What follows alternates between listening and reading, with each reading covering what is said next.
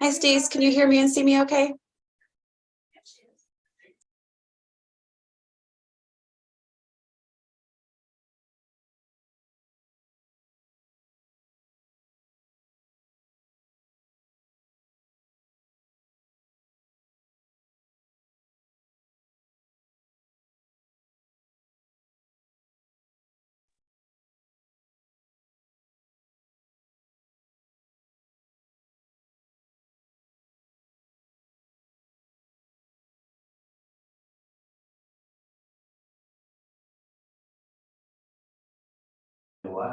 Robin, can you hear me? Robin, can you hear me?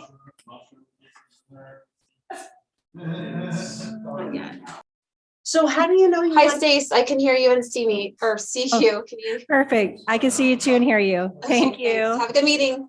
You too.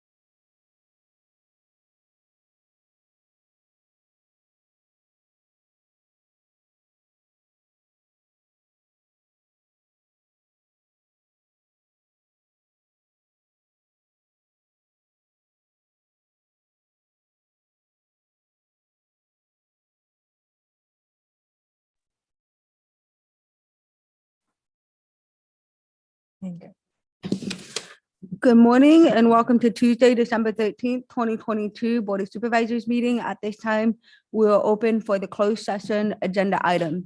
If the clerk could please read them out. Item 1, pursuant to Government Code 54957.6, conference with county designated labor negotiators Judy Hawkins and Craig Pedro regarding the following employee organizations: Sheriff's Management Unit, Calaveras County Public Safety Employees Association, Deputy Sheriff's Association, Calaveras Management Union, Calaveras Supervisors Union. Item 2, pursuant to Government Code 54957B, consider the disability retirement of a safety employee supervising deputy probation officer. And with that, are there any public comment on the closed session agenda items? One There or is none two? online. There's none online? Okay. Are there any public comment on the closed session agenda items? Seeing none in the room, we will convene in the closed session and we'll be back here at 9 o'clock. Thank you.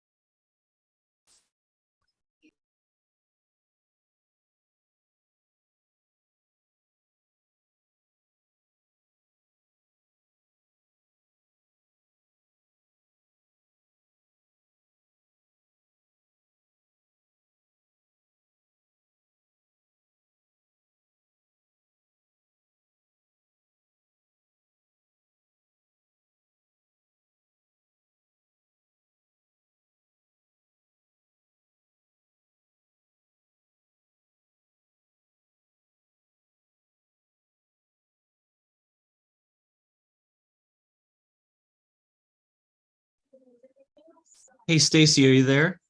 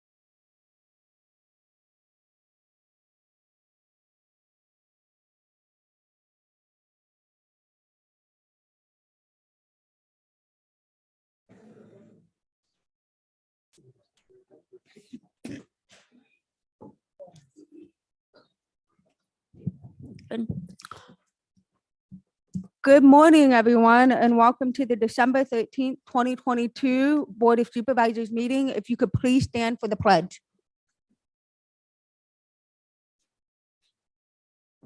Pledge allegiance to the flag of the United States of America and to the republic for which it stands, one nation, under God, indivisible, with liberty and justice for all. Earlier this morning, we went into closed session. At this time, I will have the clerk read out. Item 1, pursuant to Government Code 54957.6, conference with county designated labor negotiators Judy Hawkins and Craig Pedro regarding the following employee organizations: Sheriff's Management Unit, Calaveras County Public Safety Employees Association, Deputy Sheriff's Association, Calaveras Management Union, Calaveras Supervisors Union, Board Action, no reportable action. Item 2, pursuant to Government Code 54957B, consider the disability retirement of a safety employee, supervising deputy probation officer, Board Action, no reportable action taken. Next, we have staff announcement. And I'm going to start with in the room. Are there any staff announcements for anyone in the room? Where, no one? We have any? Okay, that's what I thought. Hi, Wendy. We are here today just to provide the announcement. Good morning, Board and Madam Chair, sorry. On our grant that we were awarded for the behavioral health new building. And I brought you guys kind of a proposed site with it that you can review. And we were granted $22.6 million in award for our new structure. And I wanted to thank all of the people who helped me get this grant application in, including the probation department. Sam wrote us a letter. We have a letter from CCOE. We had a letter from the CAO's office and from First Five. So with all of that support, I think it really hit home with the states saying we need to do better for our clients. So we're excited for this adventure and appreciate the support that we've received so far.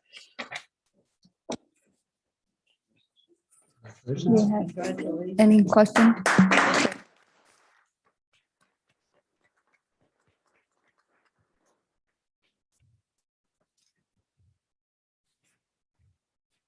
Good morning, Madam Chair, members of the board, Corey Allen, Health and Human Services. And I just want to acknowledge the diligent work of Wendy Alt and her team, and of course the partners on the successful winning of this grant. And I look forward to moving forward with this activity. Thank you. Thank you. Congratulations. Okay, next, do we have any other staff announcements in the room? Seeing none, I'll go over to Zoom. Are there any staff announcements on Zoom? Nothing on? Okay. Hi, Lisa. Hello, good morning, everybody. Good morning, Madam Chair and honorable board members. Lisa Medina, Environmental Management Agency. We have several adoptable kitties and pups at our animal shelter right now. Please come and visit us. Several of them can be shown on future PowerPoints. Included in this list of adoptables are 4 guinea pigs. They are very cute and cuddly. We were hoping that Supervisor Callaway could take one home. Animal Services is in need of volunteers, not only to assist with walking dogs, but for routine animal husbandry. There's so much work that goes in behind the Animal Services husbandry duties, including helping clean kennels, litter boxes, laundry, and then just general maintenance. It's a lot of work that we would not be anywhere without our focus volunteers and our public volunteers as well. If you are interested, please visit our website for an application. And great news on the Air Pollution Control District side, we are currently opening and working on our burn permits that will be available online at the end of this week. Please check our website at the Air Pollution Control District to look at the status and to find out if you will be able to get an online permit, but we're very happy to announce that. At the earliest time in the burn permit season, we were not able to do so, but we are able to provide that service at the end of this week. So thank you very much. Have a great day, everybody. Thank you, Lisa.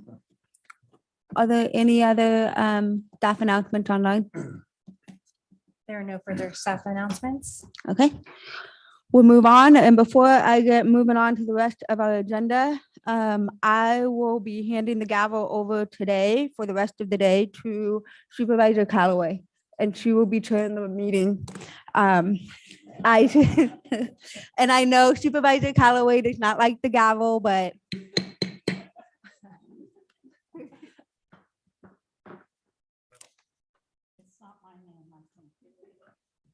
Marita, I have yours. I have yours at my desk. Amanda, why are your arms next to me? Next to Jack. you gotta put your mic on. Last time I get to say that. Meeting's still early. So it is Chair Callaway today. That mean? This is a bitch. Good thing your mic is on. Okay. There's no staff announcements. So we're going to go to recognition and acknowledgements. And I would like our Chief Probation Officer, Sam Leach, to come up here because I ain't doing this by myself, Sam.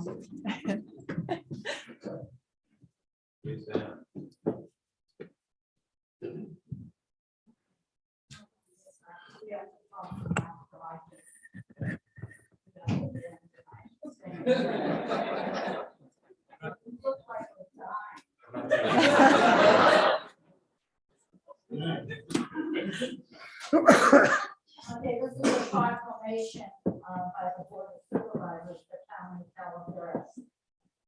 And I'm going to tell you right now, I do not keep saying the County of Calaveras, Calaveras County. As many of you don't know, we are in a county named Calaveras. I know. Okay, well, Samuel Leach has served with excellence for more than 8 years as the Chief Probation Officer of Calaveras. And our CPO means Chief Probation Officer. He was able to increase staffing from 7 deputy probation officers to 12 deputy probation officers, 2 supervising deputy probation officers, and an assistant chief. Who in the hell was watching your budget? Good job, Tiffany.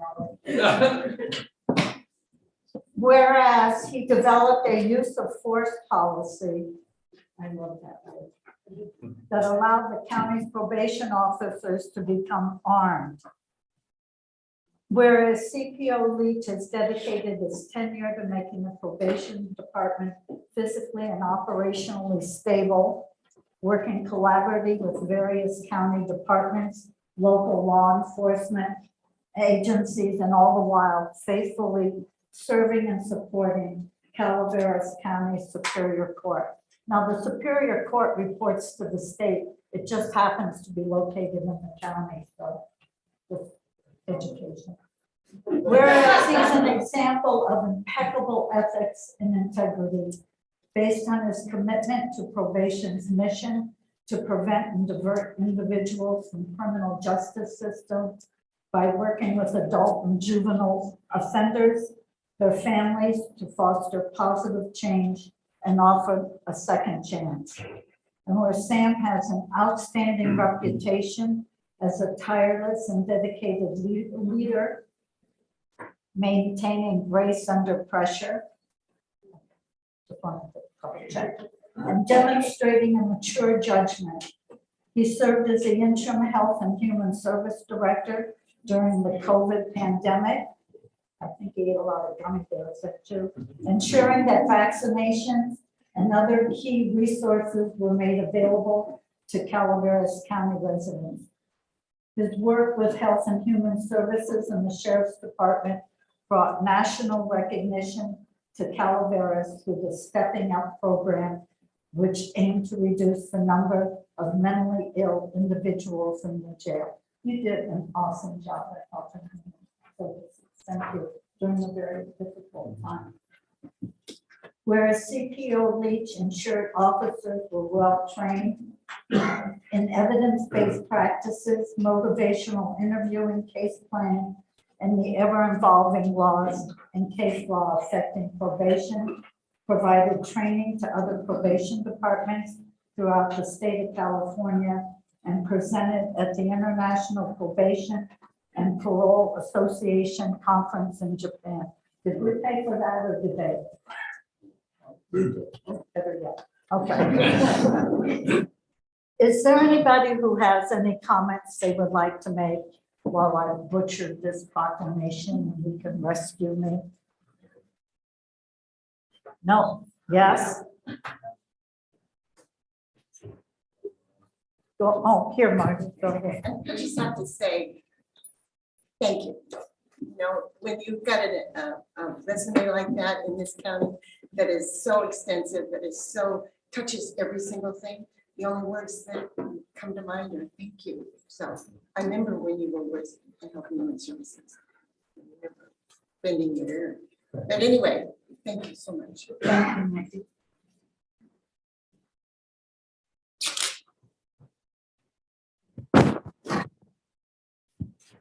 So I have to admit, the first 2 years I was here, we never talked. So it's only been in the last few years I really got to know you, and you are going to be greatly missed. I've enjoyed working through solutions with you. You were very solution oriented, and you will be missed.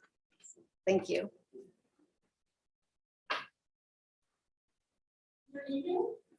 I thought we were just saying kudos. We call. Get us. Please call me. I'm going to stand up.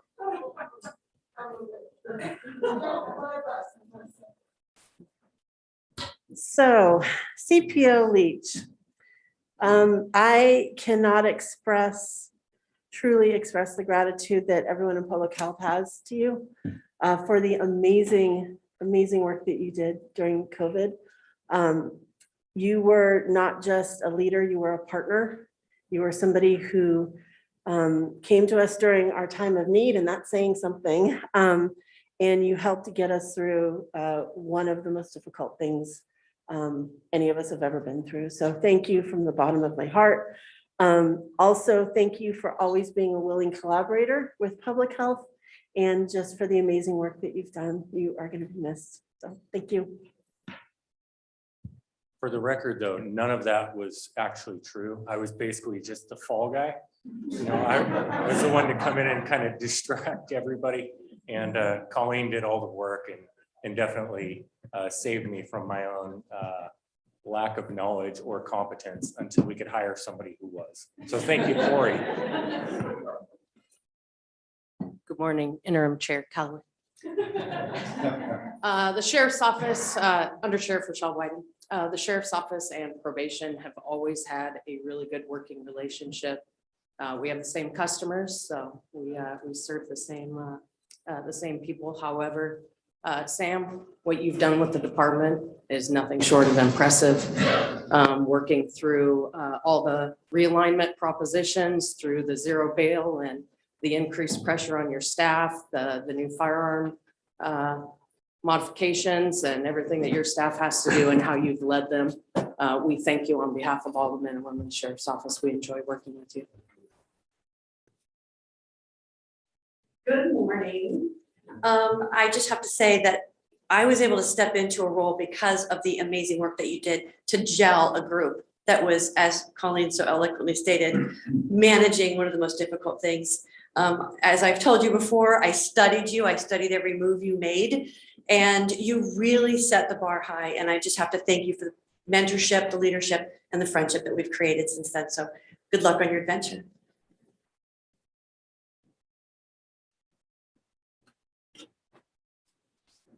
Morning, Barbara Uke, District Attorney. Thank you, Sam, for everything.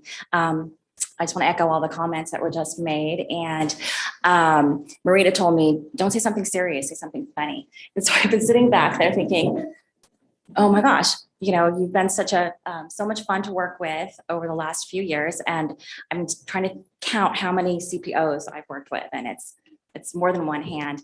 And unfortunately, most of all the fun moments and all the humor you've shared with me is something that stuff that I really can't say in public. So, you know, so I'm sorry, Rita, So whenever Sam calls or texts or emails, I never know what it's going to be. Sometimes it's really, really bad news, some change in the law or some burden that probation is going to have that's going to trickle up to my office and kind of make us adjust to what we're doing. But a lot of times it was just something hilarious, some experience, some story. And even what was bad news, Sam would always try to find some silver lining. So I appreciate everything you've done with probation. You know, on behalf of my office and my staff, we've enjoyed working with you and watching what you've done with probation. I am too going to look at how he's managed to increase his staffing so much so quietly. But we're going to miss you. We're going to miss working with you. I hope that the next week is up to the task. She definitely has some big shoes to fill, and that's, you know, not just because of, you know, the physical shoes. I'm sure there's a very big difference, but we are going to miss you. And thank you for everything you've done since you've been here. Thanks for what you brought to our community. You know, having your family here. We're going to miss seeing you guys around, and I'm going to miss your contribution. Good luck, and don't be a stranger.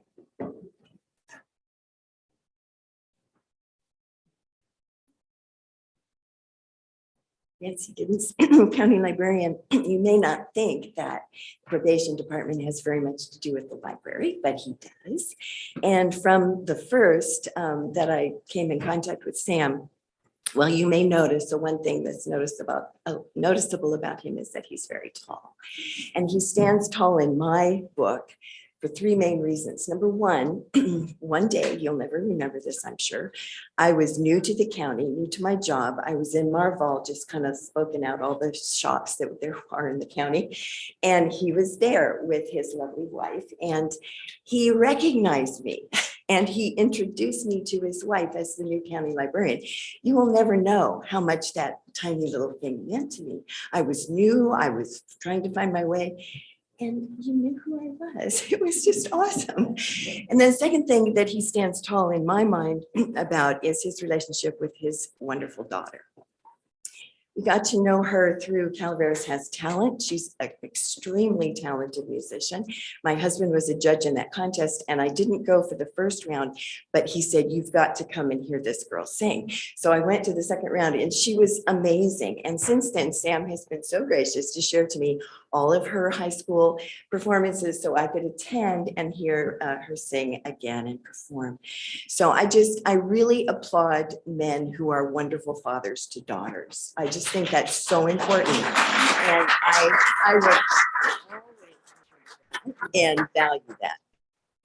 And then thirdly, of course, it's the support he's given to our literacy division in the library. Phil Gutierrez, the head of the division, is here today, and he's just been completely supportive and of the whole library function. I mean, anytime I had a question, I knew Sam would give me a straight answer. Should we do this? Should we do that? He always was clear with me. We didn't always, you know, we didn't always agree, but he was always clear and always kind. And so, yes, tall man, you will always be tall in my books, and I personally will miss you very much. Is there anyone online? Sheriff, you saw it. Sheriff, there he is. Hey, I'm just trying to get over the tail end of pneumonia. Otherwise, I would have loved to have been there to see you, Sam. I just want to say, I know Rochelle's already said a lot, but I can't thank you enough for what you've done for the sheriff's office and what you've done for probation, what you've done for your DPOs and everybody that's underneath your thumb. I know you took on a lot when you went over to Health and Human Services. We had a few conversations about that. I think you're a fantastic person, and your heart is definitely in the right place. And for probation and the sheriff's office to get along as well as we did, I think shows testament to your ability to work with us and our ability to work with you.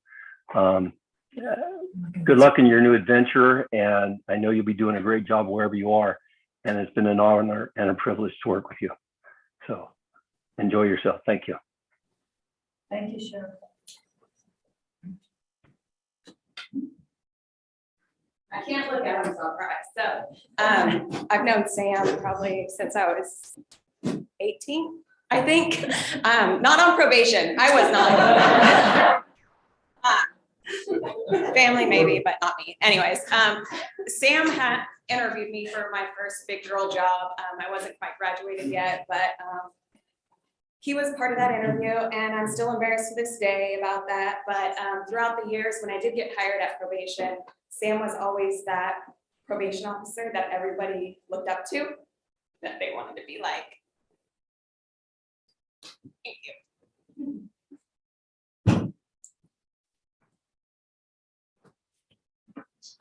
It's waterproof mascara. I know I speak on behalf. Thank you. But no, not. Just this. Now, being a probation officer like him is not just technically knowing the customers and the staff, but you have to be calm.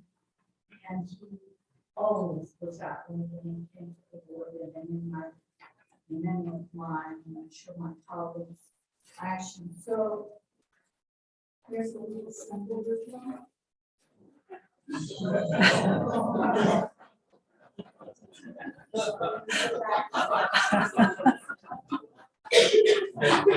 Don't make me use my probation officer voice. So when you're on house, sir, you're frustrated when you're talking about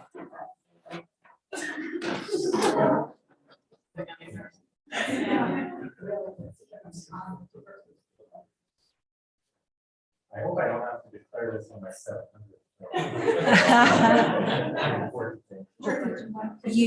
Do you want to call for the vote first, though? Oh, I have to You still call have for to the do vote. something like Do I that, have to ask him or to something or another. talk first? No, I have to call for the vote. Then you get to Or my speak. sense. Oh, never. No. You're not, yeah. You gave it May up. I have a motion, please? I'll move. I will second. Thank you. A motion by Former former chair. chair. And second by vice chair Toffenelli. All in favor? Aye. Opposed? No. We weren't going to do a motion in a second. And then we could go. Saying we're really on it.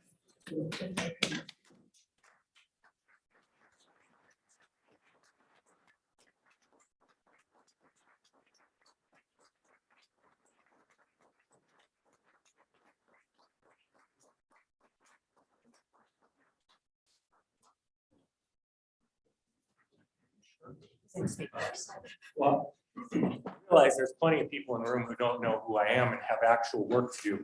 So I'll try to keep it a little bit short, but I just want to say, it feels like a lifetime achievement award up here. It's ridiculous. Thank you for all the love. I feel a little embarrassed, but taken back and loved on my way out. Everything is impermanent. I remind myself every morning, of the impermanence of life, and just the beautiful adventure I got to have here, coming in the door with, people like Benny Leha and Ryan Miller and Kim Craddock and Tara Johnson, who were here when I got here.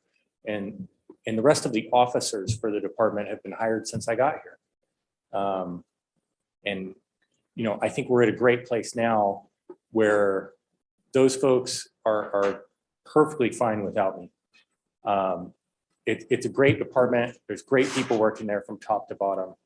And they're going to carry on. The only permanent thing that comes with me is my wife, Rachel, Rach, I love you and appreciate all the support you gave me here. It was a lot. A lot to take on. My daughter, Sammy, also. And for all of you department heads that said something nice to me and the county workforce and all of you guys at HHS too, special place in my heart.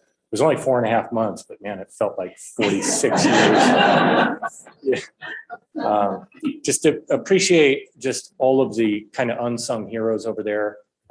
You know, Mike's sitting here, there, Sarah. I mean, some of you guys have given me more behind the scenes support that nobody who's never done this kind of work doesn't understand. Judy, Barbara and Rick have been absolutely incredible to me. You know, they could run me out of town any given Tuesday. So, you know, the fact that they trusted me and we're such great partners personally and professionally has just meant, you know, more than I could ever articulate. So to the County of Calaveras and everybody who lives here, it's been my honor to represent you and just appreciate the love you showed me today. It means a lot. It'll be a good lasting memory for me to walk away with. And thank you to the board as well. I mean, we've spent a lot of time together, some good, some bad. For the record, to clarify on the budget, actually still spending less general fund money than we were back in the late 2000s. So what we've done is we have, you know, done some good work on the front of what our prison revocation rates are. And because of that, we get incentivized by the state. And we've built up our reserves. So we've gone from having about $800,000 in reserves when we got here to, I think, around 6 million now. And that gets us through the rough times. But it also means that I don't have to come to the county and ask you guys for money around every corner. So we're proud of the work we've done here. And it's not because of any, you know, amazing magic we did. It's because of, you know, people like Lindy and Savannah, and Kelly and Jeanette, and just some of the officers I didn't name that are in this room, Haley. You know, these guys have bought into the vision of, yes, we hold people accountable, but we're mostly focused on how we create opportunities for people and how we help them move forward in life. And it's the balance between those two things and the difficulties of harmonizing those opposing truths, of keeping the community safe while also, you know, helping people grow and change, and people that not everybody can stand to work with. And that's the beauty of what we do. That's why I'm forever a fan of all of you that still do real work, unlike myself, because it's not something everybody can do. And I wish you guys all the best. I love you. And you guys are a part of me walking away from here. So thank you.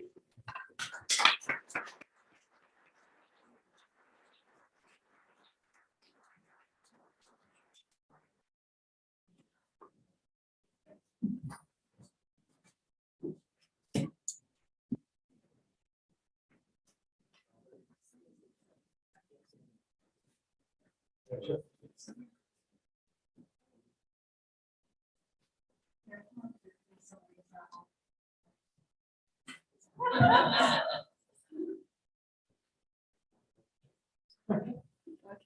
1, 2,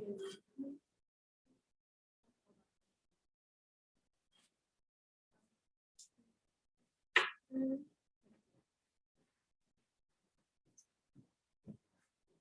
Thank you so much.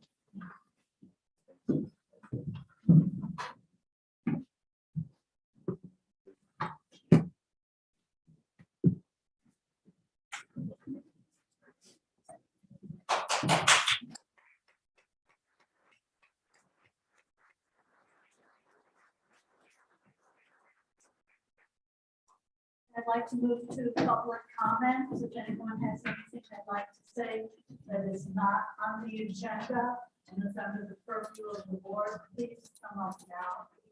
Then 3 minutes.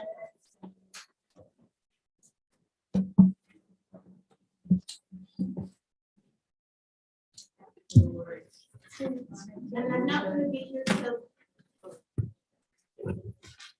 Marita, I'm not going to be here to honor you at the end of the program today, so could you please come up and accept some of my cannabis wine? And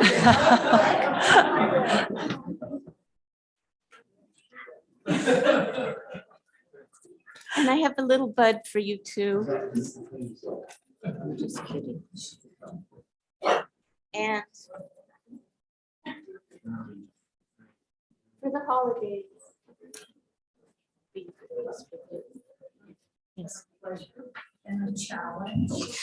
All these years and working with you, like when you came up and you started talking about proctology. Yeah. I just want to say, Marita, we usually thank people for their service. I want to thank you for your sacrifice, because I know all of you give up a lot. And we don't always appreciate it, but we appreciate you. Thank you, darling.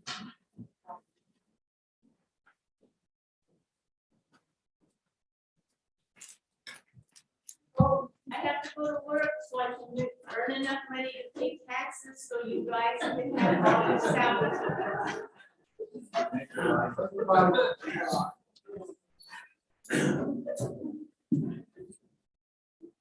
Just got a couple things to clarify. Number one, this agenda does not say that Sam is leaving. So does that invalidate it? You're using your 3 minutes, Marty. I know, I don't have much to say. I just want to say that it doesn't say that he's leaving, so I think it invalidates it. Anyway, and then also, with regard to what Bonnie alluded to with she gave us a lot of history lessons and a lot of demonstrations over the year, including the proctology one, with the corn cobs and stuff. And I told her, I said, Bon, that didn't she goes, it seemed funnier before I got started, but I didn't know how to get out of it. So anyway, it's been a real ride with Bonnie and everybody. And I see Al's here today. I haven't been back in quite a while, but it feels like old home to me here, because for 25 years, every single board meeting, and every board packet. So thank you, Marita. And I want to ditto what Bonnie said about your sacrifice. And you were every single meeting and in between, totally prepared. Makes all the difference in the world. Thank you.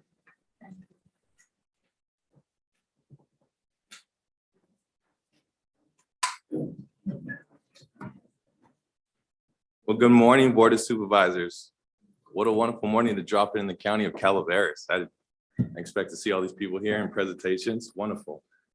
Falls along the line of, helping out with the youth. So let me tell you who I am. My name is Alex Heredia, and I'm a field representative for the Carpenters Union, Local 152 in Manteca.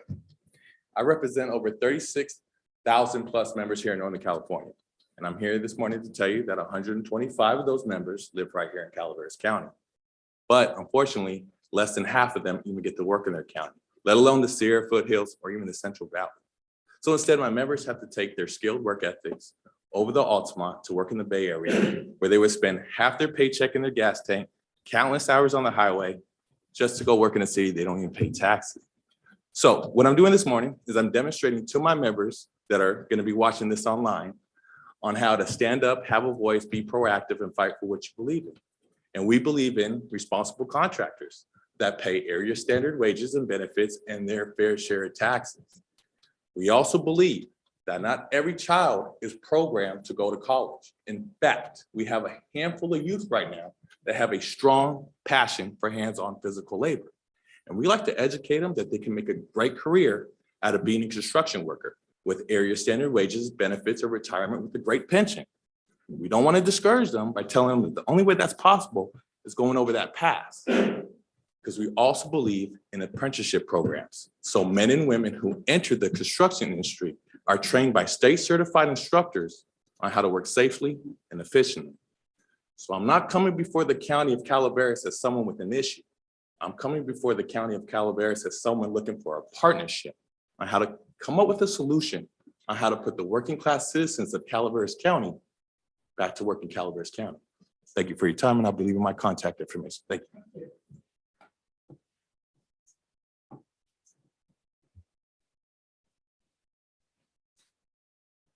Good morning, members of the board. My name is Mitchell Vinciguerra. I'm a 4th generation resident of Amador County. I'm a millwright by trade and have been a member of the United Brotherhood of Carpenters for 10 years. Currently, I'm also a field representative of Local 152 in Manteca. I started out as a laborer at the mill in Martel. I worked my way to a machine operator position, various forklift jobs, and was eventually accepted into the maintenance apprenticeship program. My training and education was 100% provided for, and I journeyed out of my apprenticeship in 2020. The Carpenters Union has provided my family an opportunity to purchase a home. It provides well enough that my wife does not need to work and we can live comfortably on one income. And one day I'll be able to retire with dignity. I hope we can provide apprenticeship opportunities for others in our community. Because of increased wages and lack of student debt, construction apprenticeships can be a better option for many young people than the traditional undergraduate program. Construction apprenticeship programs are a proven escalator to the middle class, training tens of thousands of California residents every year at no cost to taxpayers. As more and more construction workers are forced into mega commutes, local hire policies can help bring stability to families and the community, ensuring workers can spend time with their families and participate in civic and community life instead of spending 4 hours per day in traffic. Local hire also helps to ensure that money generated by new development stays in our community in the form of sales tax and property tax revenues. I hope you agree we should all strive to make sure we have responsible contractors in our area. Contractors who pay area standard wages so the workers can afford to live in the communities they build. Contractors who have apprenticeship programs so the next generation of residents can climb the ladder to success while also creating a pool of skilled labor in our area to work on future projects. Contractors who provide their employees with healthcare benefits so our families, friends, and neighbors who work in the trades are not reliant on emergency rooms, taxing an already overburdened medical system in our community. And lastly, contractors who pay their fair share of taxes and don't cheat the system. Thank you for your time and consideration. I look forward to having a meaningful conversation with each of you on how we can improve our community for everybody. Thank you. Good morning, I'm Debbie Beaufort, I'm the chair of Focus. Sorry. Today I'm here to thank everybody, a whole bunch for signing the RFQ for a new shelter. Bonnie, this isn't on the agenda yet. Did you want to, we haven't come to that item. You just want to make sure that we do? Yes. Got it. I got it. We're here. We're watching. That's all right. I mean, hey, We know you've got me. We You know got you're my vote. splitting after all your work. But my second thank you is to Supervisor Follendorf and Callaway for donating money to Focus. And we had a huge, big party for all the supervisors. The supervisors, we should have had, I guess. No, for the volunteers. That's the first big volunteer party ever in the 20 years I've been volunteer in at this shelter. And then my last thank you is to Marita Callaway for her entire life on the board and supporting the shelter and supporting the idea of a new shelter. And I'm absolutely thrilled to death that she gets to see it happening before she leaves. And maybe we should consider calling it the Marita Callaway Shelter. So think about that, people. She has worked tirelessly. So thank you very, very much. This Thank you. is not just from me personally, but from all of Focus and all the volunteers that are up there walking dogs right now. Well, So, they could bring the dogs in the room. do you know? Do you remember when I brought Dixie in the room? Yes. Yes, Dixie the Dalmatian. Yes. Remember? I don't know if The Gary. dogs are all huge. All the dogs, we've been full. The shelter has been full since January 1 of this year. We have been totally full and they're all big dogs. Right now we have 6 huskies. We've had 6 huskies, I think, almost all year.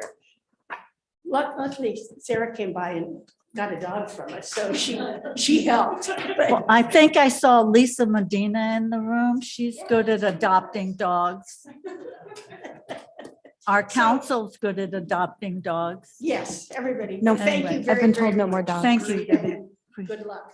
Thank you. Are there any other public comments?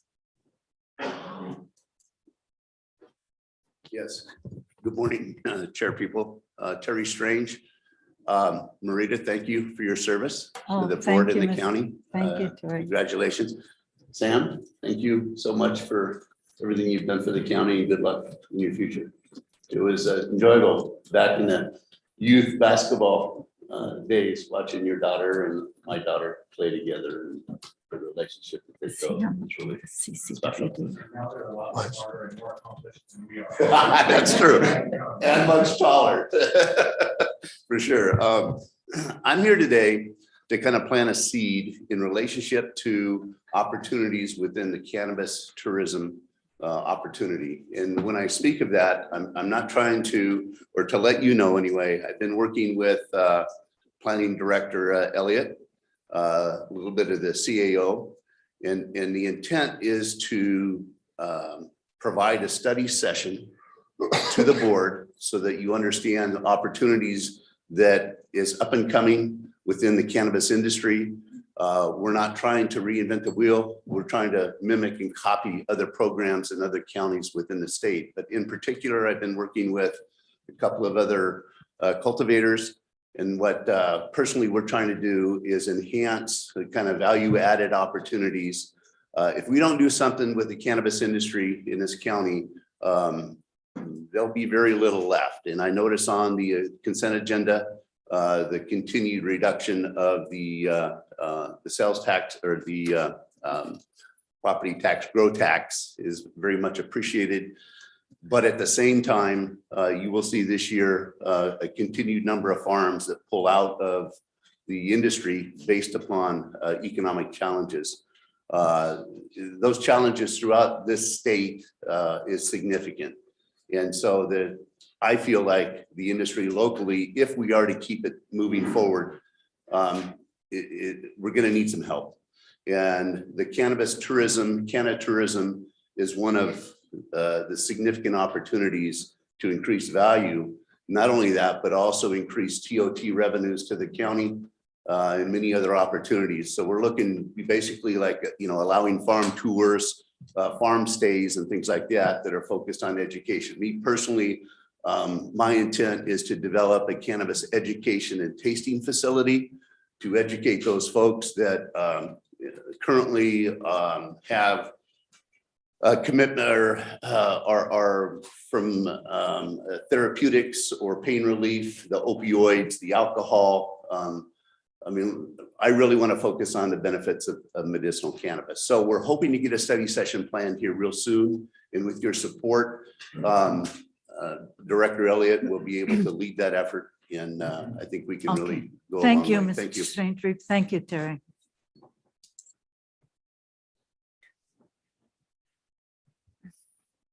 Oh, wow. Good morning. Good morning, Mr. Segala. Al Segala, Taxpayer Association. The rumor that the Taxpayer Association no longer needs to come here because Marita's left is not true. Some time ago, I was babysitting a dog, big dog, and it got away. And boy, was I scared because they trusted me to watch their dog, and the dog got away. And I drove all around, couldn't find it. Finally, I called animal control. And guess who answered the phone? It was Marita. And she helped me. And then shortly after that, one of the neighbors had the dog and contacted us, and we got the dog back. One of the things that Booker T. Washington said, among many good things, was those who are happiest are those who do the most for others. And I think Marita has good reason to be happy every day of her life. On another topic, we have a bill that was voted by both houses of Congress. And the only person that voted against it was Tom McClintock. It was Protect Our Children Act, which is, everybody's in favor of that. But the thing that stands out for me is that he was dealing with principle and accountability and responsibility. He was looking at how this money is being controlled. Nobody in either houses, well, there was like 6 of people that abstained, but our level of representation when it comes to accountability, responsibility is pretty low. And we can correct that because a happy tomorrow means that we follow good principles and that way our kids can live in a free society. Here's what Tom said. In a statement on his website, McClintock explained that he voted against the legislation because of concerns on how the $60 million to fund the program for the next 2 years would be spent. Although the cause is vitally important, as with most grant programs, there is no independent audit of the effectiveness. My observation is that much grant money disappears into the salaries of various groups and agencies who will write glowing reports of their work and apply for more grants next year. McClintock stated that the grants have become the federal government's third largest expenditure behind only Social Security and national defense. Thank you, Mr. Segala. We appreciate that. Any other public comments, items not on the agenda? I'd like to have moved from the consent agenda. I'll get to that Okay. after public comment. And then, I'll give you, I will go to consent and we Okay. will pull the on item. another issue, the same issue I was here last time about. I think that moving forward, the new board next year really needs to take a hard look at defending the rights and the lives of the citizens of Calaveras County. And you got to buckle up, get some grant money, spend more money, because the sheriff's department in this county is extremely underfunded on a comparative basis from other types, other agencies and other things. The world is getting to be a more dangerous place, okay? We are having law enforcement officers being shot at. That didn't happen 30 years ago. You had a young officer that got shot, not this last May, but the following May, and no reflection on Sam, but that was somebody that our great governor decided to let out after 1 year of serving a 6-year term. He was on probation. He went and illegally got a firearm. He used that firearm illegally to go out and shoot one of the employees of Calaveras County, okay? He's no longer with us. Some other officers of Calaveras County sent him to be judged by his almighty father. You also recently had a situation where a gentleman wasn't coping with life too well, was up on some charges, firearm charges, and decided that it would be a good idea to shoot the one remaining one that he kept, one of the remaining ones that he kept at 2 a.m. in the morning. Never guess what? That concerned some of the neighbors. They called out Calaveras County Sheriff's Department, and that patrol unit that rolled up there, it looked like a pretty nice target. So he started shooting at that. I guess evidently some relative was in the garage with him. The Sheriff's Department was very patient. They got that person out of there. They waited till daylight. They tried to get him to come out. He had a option on his Glock handgun, evidently, that he used to fire more rapidly. He came out of the unit, his garage again, firing at the Bearcat, and the Sheriff's Department and Sheriff's deputies and the Sheriff's Department had no choice but to help him go greet his Heavenly Father also.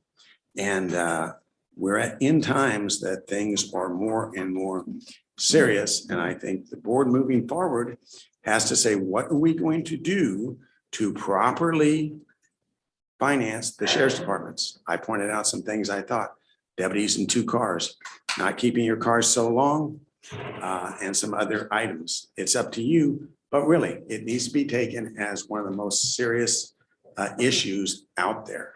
Citizens shouldn't have to use a firearm to run people out of their house that keep getting let out of jail. Thank you. Are there any other public comments?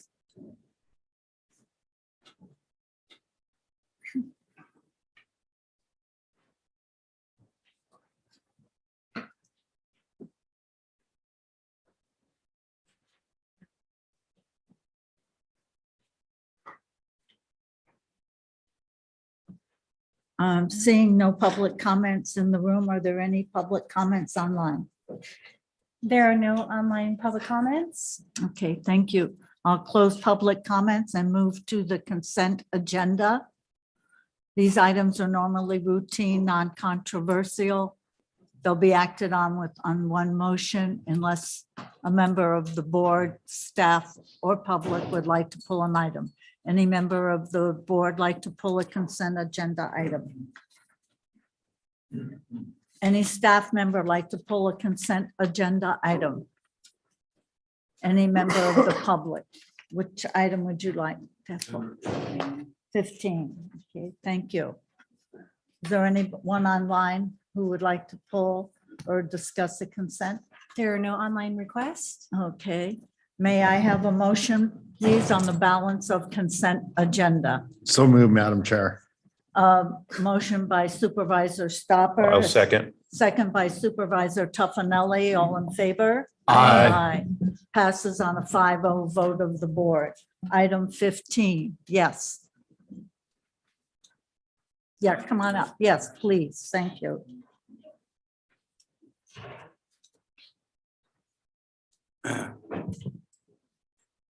Not this last May, but the May before that, we sold a piece of property, the shopping center at Novi Way.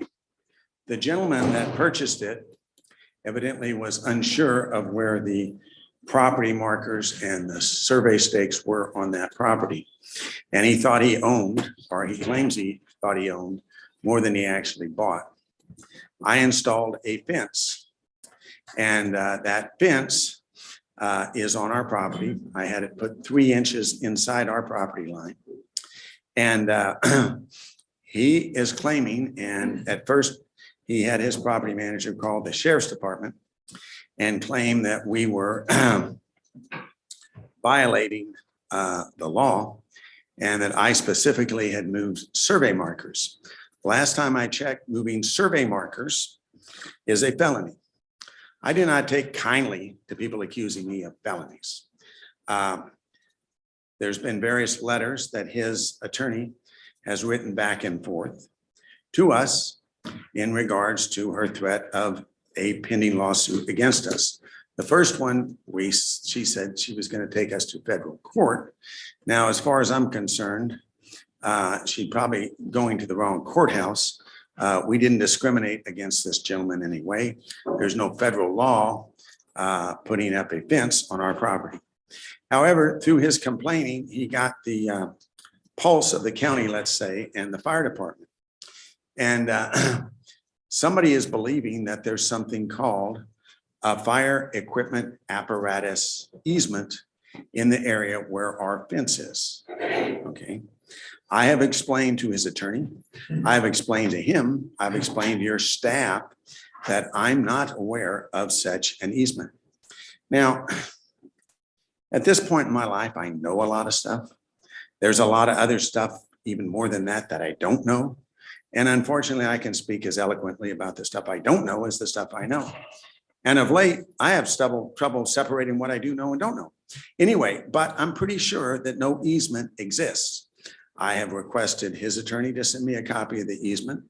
Recently wrote a letter to the fire department saying, send me a copy of the easement. They haven't.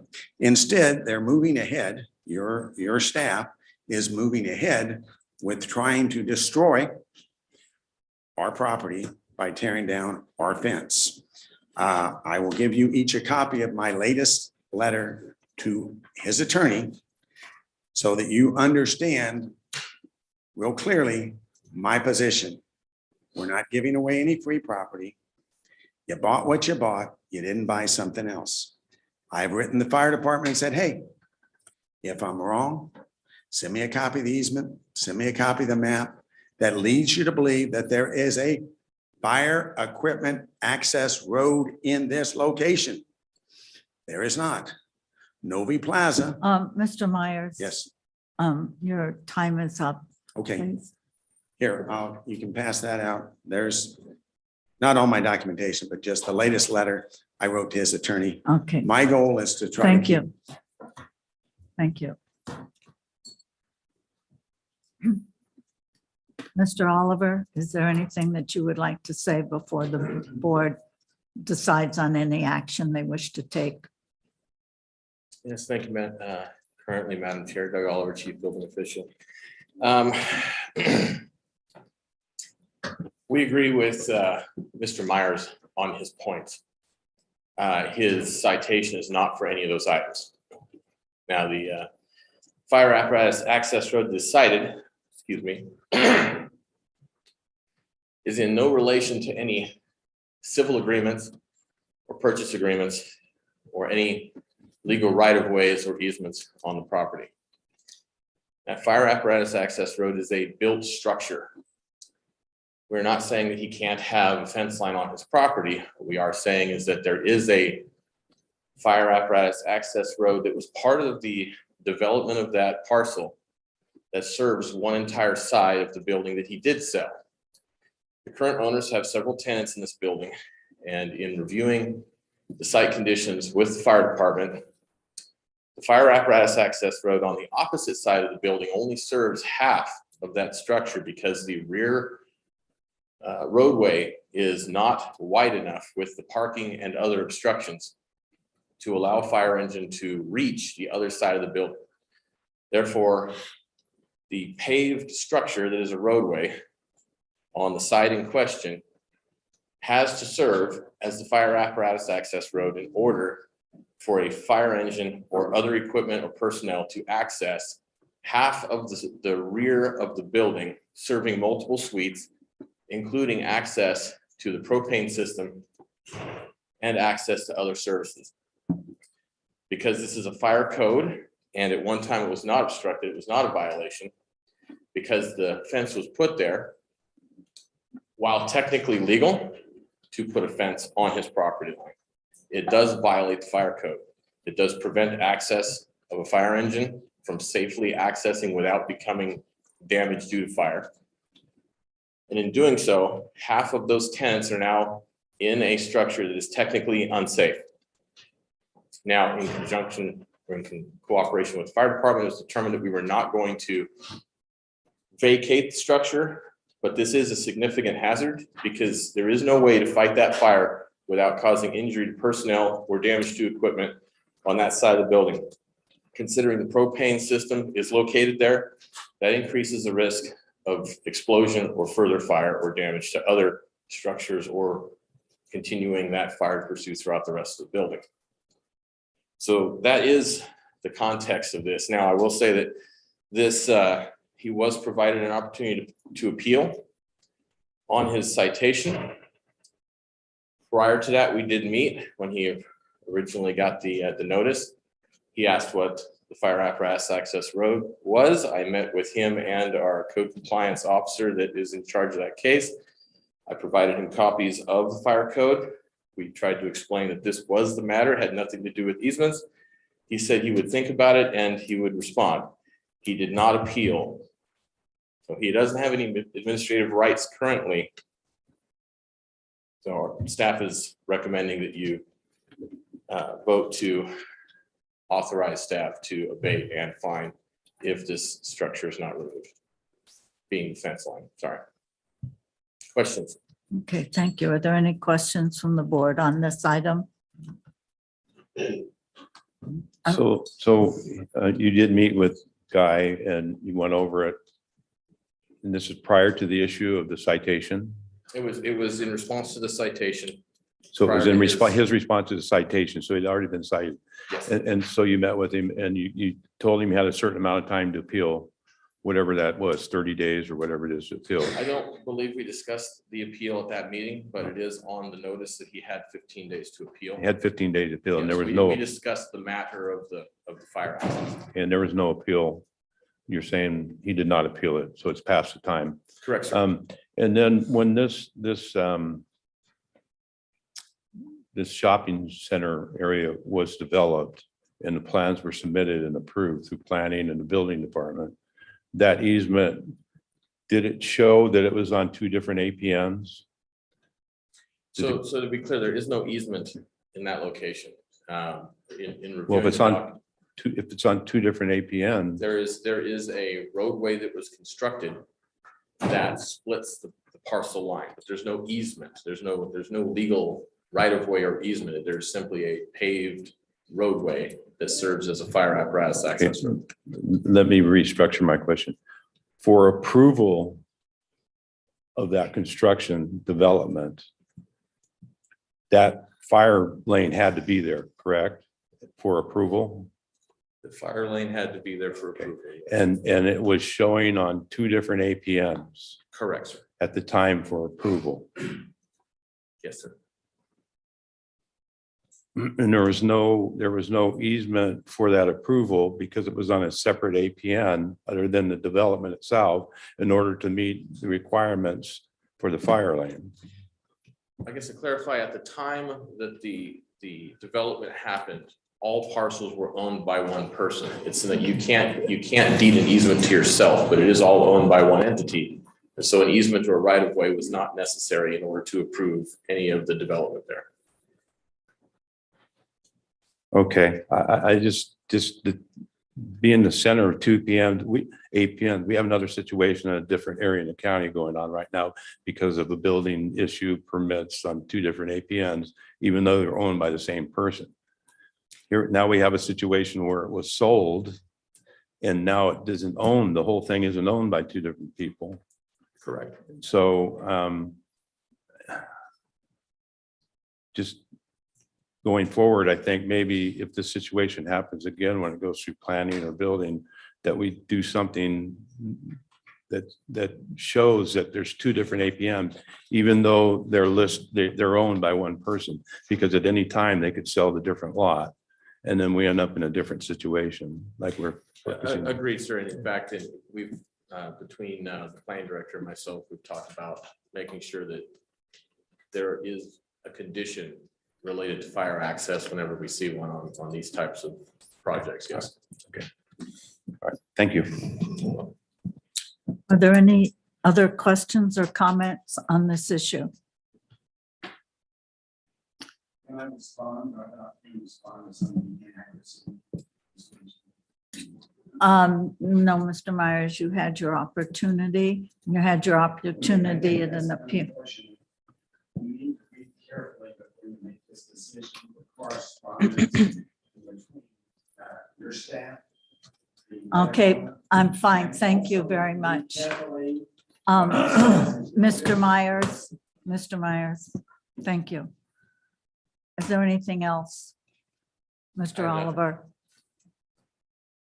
We're being asked to abate the issue and assess a lien to recover costs. It's significant. That's not something we normally like to do. We don't have many of them, but that is the issue before us. Is there a motion from the board to follow staff's recommendation? I will reluctantly move this item. And the reason I'm doing so is because of the safety issues that's brought up here. If there's a fire that happens there, we're putting people's lives, not only the property that they have investments in, but the lives of some people that could be in there and could have some danger to them. So based on that, I Mr. Myers, will move this item. thank you. A motion by Supervisor Toffenelli. Is there a second? Just want to clarify one thing. Right now, there isn't a fine being implemented until the fence is taken down by the county in an abatement movement. Is that what you said? $625 on financing so far? There is a service fee that your board approved based on, and that is the amount that's current. We don't have a daily accrued penalty that has started yet. But if your board does vote on this, every day that it is still there would accrue $100 a day unless we abate it. And then what we would do is we would abate, we take out the fence line, then once that's done, we would serve the cost of that abatement to the owner in addition to the service fee. Right. All right. Okay, I hear it. I'll second it. Okay, and second by Supervisor Stopper. Are there any comments by the board on this? Supervisor Follendorf. Okay. All right. All in favor, say aye. Aye. Opposed? Passes on a 5-0 vote of the board. Thank you, Mr. Oliver. Okay, thanks for hearing me out. I will take the fence down. I will put up some other type of barrier to keep the other gentleman from using my property. You need to carefully read the correspondence between your staff and the other gentleman. You need to carefully read that. Okay, you need to read it. You need to read.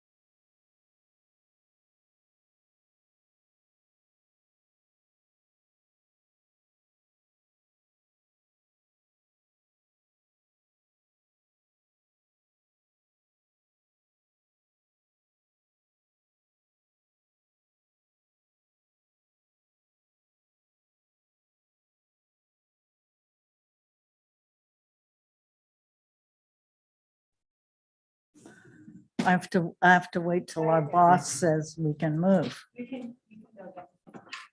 Okay, I'm gonna use chair prerogative. I'm gonna take item 28 and 29 and then go back to item 24, 25, et cetera.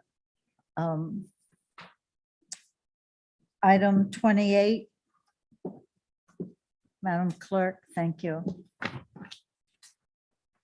Item 28, action item from the administrative office. 1, adopt a request for qualifications 22-1040-10-906 for the agricultural and engineering services for the Calaveras County Animal Shelter. 2, authorize a purchasing agent to incorporate any minor edits to the request for qualifications. And 3, authorize a purchasing agent to solicit qualifications for agricultural and engineering services. I just need to start out with the public comment.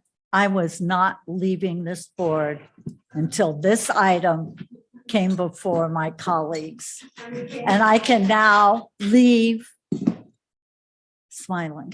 I am so excited about this, but you know, we're not supposed to say how we're going to vote till after it's over, but this vote's been 30 years in the making. So, Mr.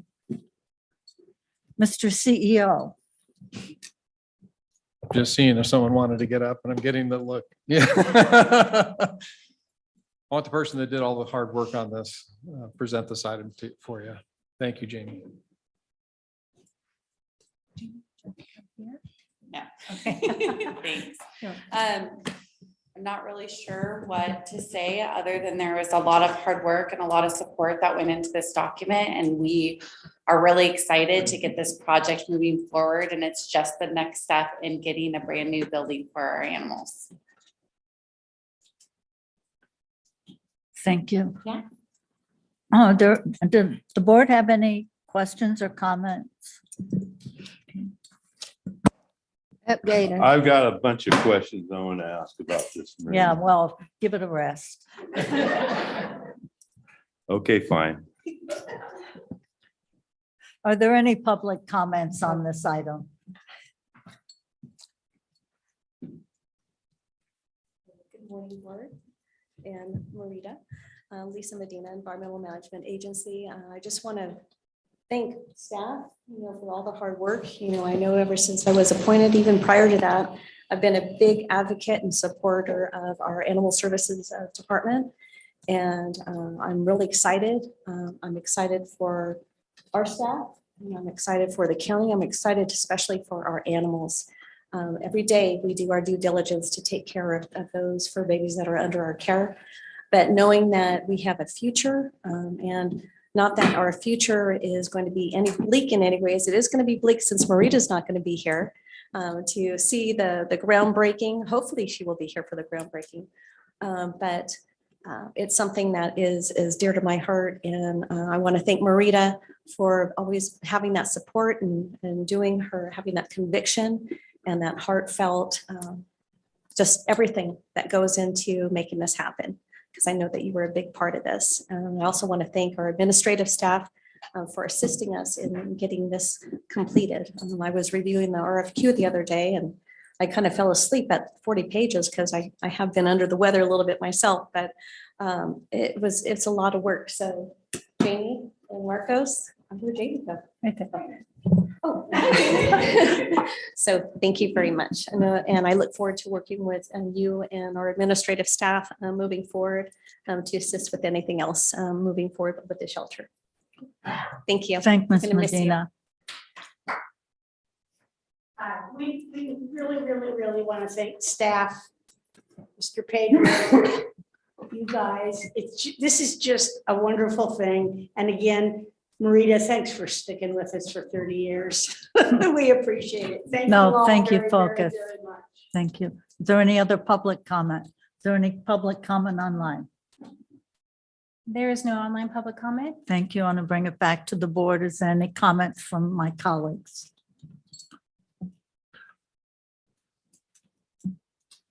Mr. Stopper, you are at a loss for words.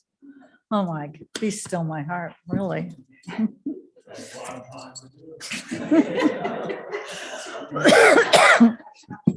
Madam Chair, I would like to move this item. Thank you, Mr. Tuffanelli. A motion by Supervisor Tuffanelli, Second. a second by Supervisor Stopper.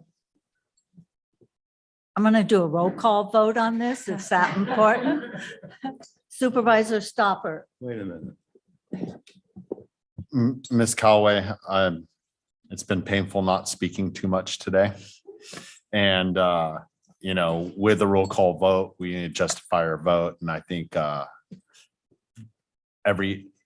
you said everything we need to say over the years to justify this vote. Aye. Supervisor Tuffanelli. Aye. Supervisor Follendorf. Aye. Supervisor Garamendi. Aye. And Supervisor Callaway, aye. Please let the record show there were 5 votes for this item. I just needed to make sure that next year at budget time, you all remember. Oh, the next one. Barbara, I'll call for a roll call vote on this one too. It shows you how. I'd like to move to item 29, please. Item 29, action item, administrative office. 1, adopt a request for qualifications. 22-1040-11-906 for agricultural and engineering services for the Calaveras County District Attorney Building. 2, authorize a purchasing agent to incorporate any minor edits to the request for qualifications. And 3, authorize a purchasing agent to solicit qualifications for agricultural and engineering services. Mr. Pedro. Okay, Madam Chair, like the previous item, this is the first step in the process of construction of a critically needed building for the county. This again is just to issue a request for qualifications for an architect for this project. I do want to comment that, you know, once the architect gets through the first stage, goes through the architectural programming, gets to a schematic level design, we'll have cost estimates, and then we can talk more about the refinement of our funding, our financing plan. But again, both of these projects are critically needed. You know, the animal shelter has been in the grand jury reports for years. And also our district attorney, I am amazed with her patience and diligence and how adept she's been at making her current facilities work for so long. And this project's sorely needed. Are there any questions of our Chief Executive Officer on this? Are there any public comments or staff comments on this? Good morning again, Barbara, you District Attorney. So I want to say thank you very much to the board for your support and to admin and admin staff for pushing this forward. I think this is a testament to the fact that whining apparently does work. You know, I do feel like maybe some of this is because you're tired of hearing about me complain. And so I'll own that, that's fine. And I want to thank my staff especially for their flexibility in all that we have done to make our accommodations work, having to shift to everybody meeting with different needs. And I'm looking forward to working on this project. It's nice to be finally taking this first step. It has been a long time coming. So just thank you very much. Oh, and Marita, I want to officially invite you to our grand opening. We will have ice cream in. I'm there. I'm in. That's my secret stash. It's in the DA's office. I'm also going to, as long as it's my last board meeting, I want to go to item 25. We should do a motion. Oh, but Barbara didn't bring me any ice cream. So. Are we doing roll call on this, Supervisor Tuffanelli? Yes, I would ask for a roll call vote. All Madam right, Chair. we'll do a roll call vote on this. We need a motion. I will, if you God mind, dang, if you it's don't been a mind. while. I'm a bit rusty. I'm sorry, Mr. Stopper. You know, as with Adam, the animal shelter and the DA's building, a lot of the health of the employees, on how, and, their morale on how they do things and everything goes to their work environment. And we appreciate that, the DA's office has been able to do what they have with what they have this far. And with that, I would be happy to make a motion. Thank you, Supervisor Stopper. And the second, please. I will second that motion. Second by Supervisor Toffenelli. Roll call vote, please. You want to do it? No. I'll do it. That's a good answer. Supervisor Garamendi. Aye. Supervisor Follendorf. Aye. Supervisor Toffenelli. Aye. Supervisor Stopper. Aye. And Supervisor Callaway. Aye. Let the record show there were 5 votes for the DA's office. I am just trying to set you up for budget time, so there's a real commitment on behalf of this board. Thank you. Ms. Alt, do we need to take a recess for you? We're going to go to item 25. Sure. No, we have an online individual. Oh, Yes. all right. Got it. Thank you.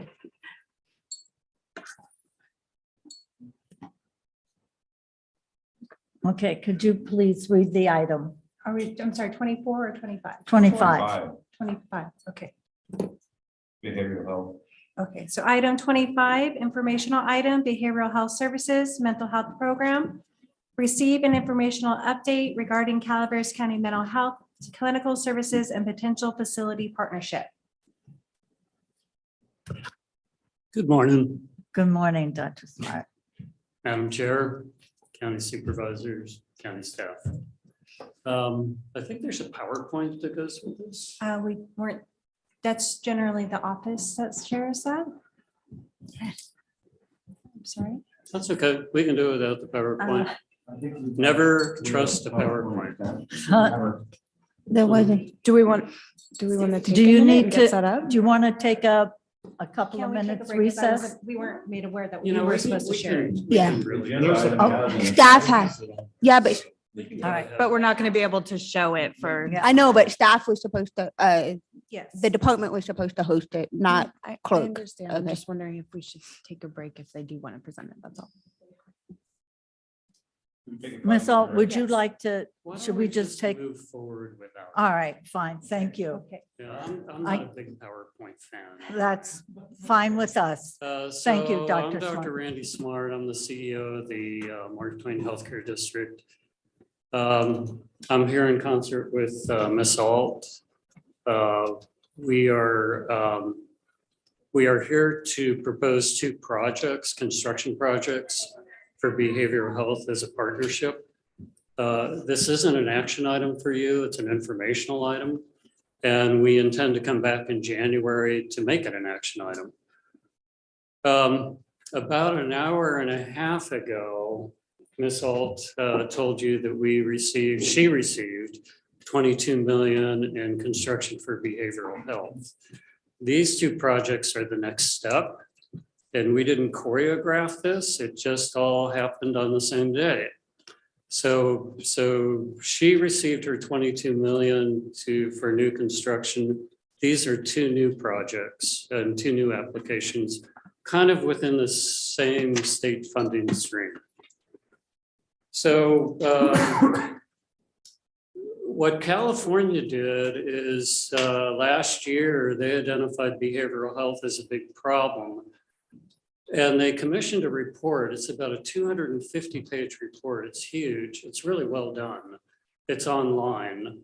And in that report, it just says counties like Calaveras are totally incapable of managing the demand for behavioral health. And a big reason for that is we don't have the physical capacity. So they actually funded through legislation 2.2 billion with a B. And within that 2.2 billion, they divided it into 5 rounds.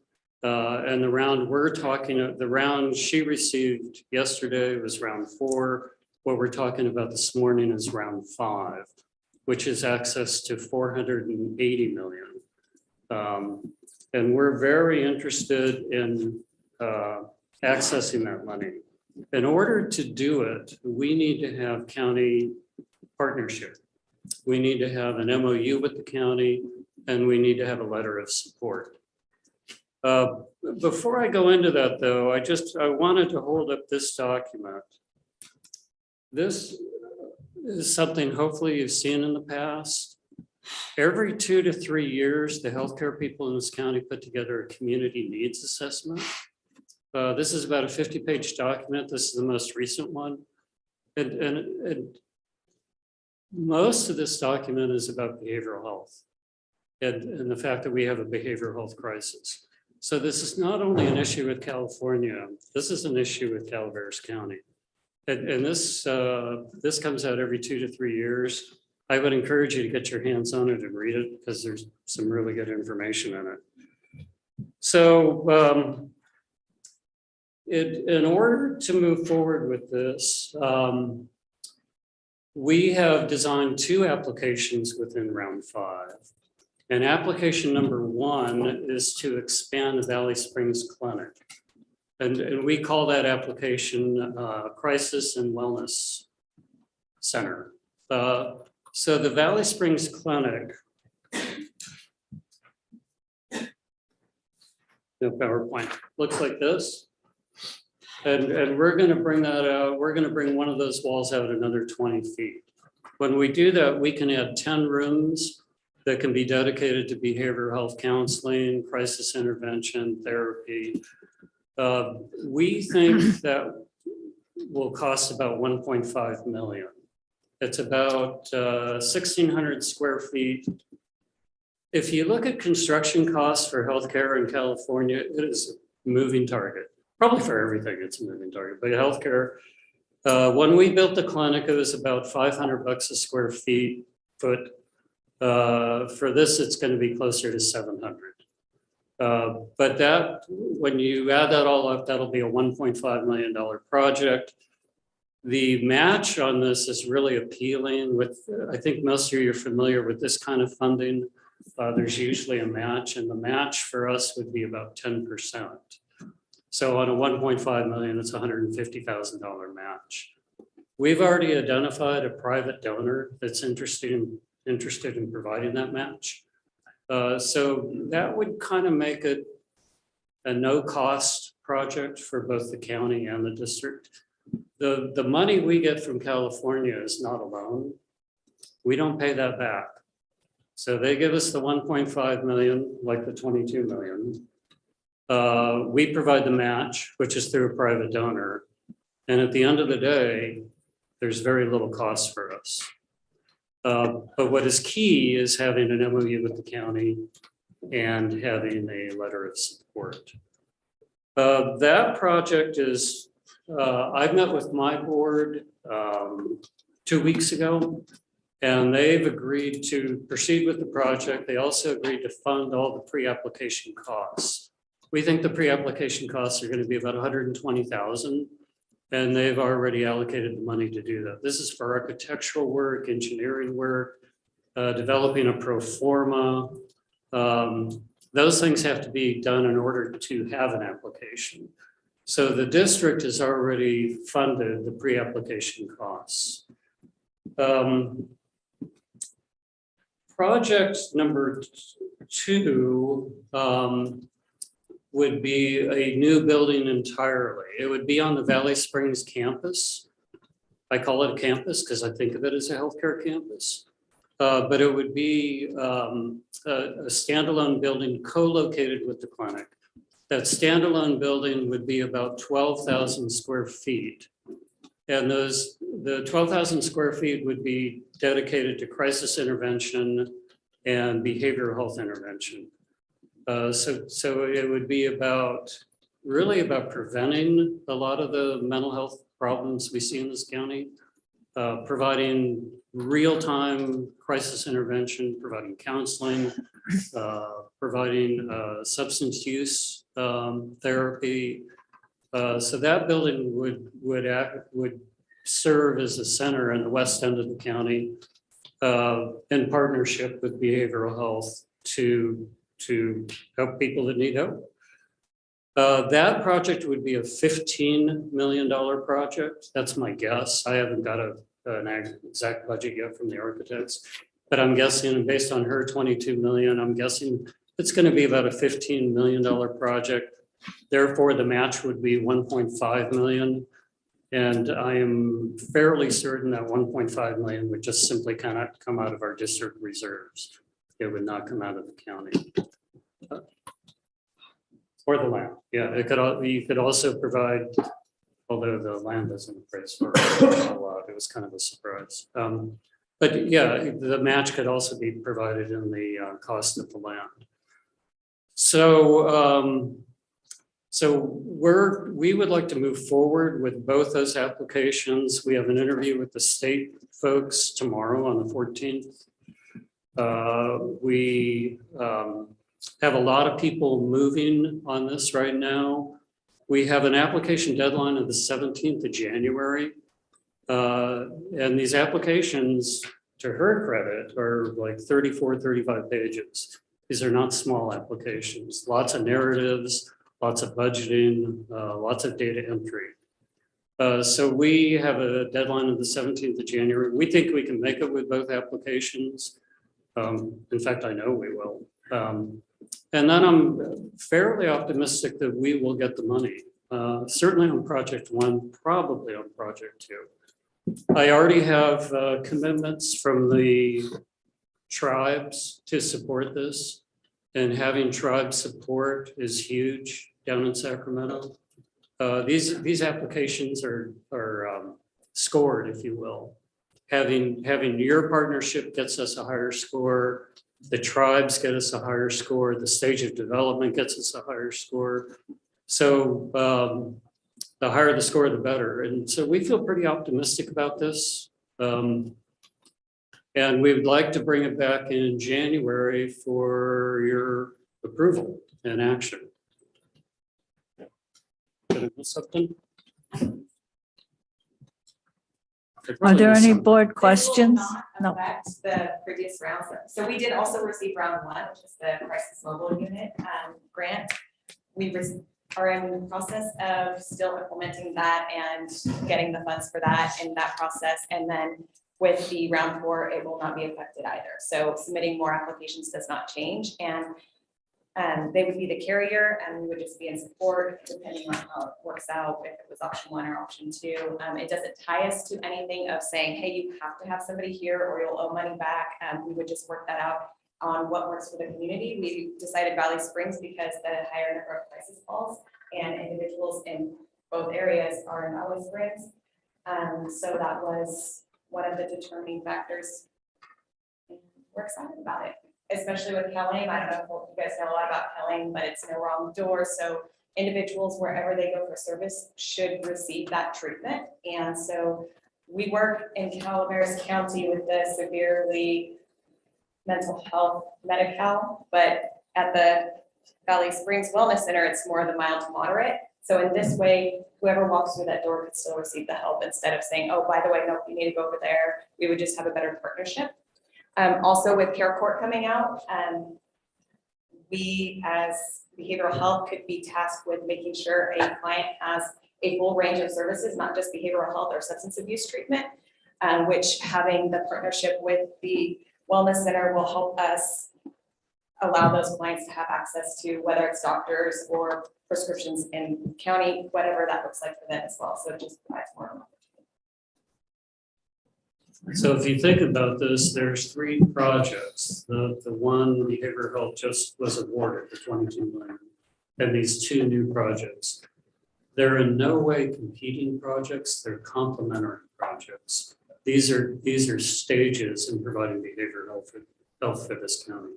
So they're complementary, they would be integrated.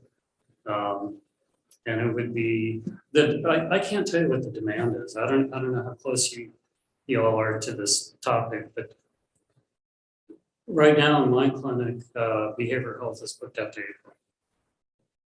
In the hospital, I don't know if you know the 5150 story, but I mean, most of the 5150s are spending 3 days in the emergency room. We can prevent that. Not all of it, but some of it. We can intervene. And we should. I mean, it's our community. Are there any board questions or comments? Mr. Dermott. Thank you very much, Madam Chair. And thank you so much for coming, Dr. Smart and Wendy. My questions aren't, hey, any money we could get from the state to build things out in our community is good money. I guess my question is, I've been 5 years on the Mental Health Advisory Board, and it always seems like our biggest challenge is actually getting providers and being able to provide the staff so that there's not big wait times. So my concern is if we've got a center, we've got this great new gift and these things did all happen at the same time. So I'm reading the agenda in real time as Wendy's calling me, I'm reading your agenda item. And when we bring back in January, I really want to make sure that we have a viable plan on how these programs will interact, what our commitment is for staffing in Valley Springs and here with the new building, how that's all going to jam in, because I don't want us to commit to something that we won't be able to deliver on. I mean, it'd be a crying shame to have a new building for $15 million in Valley Springs that we can't staff.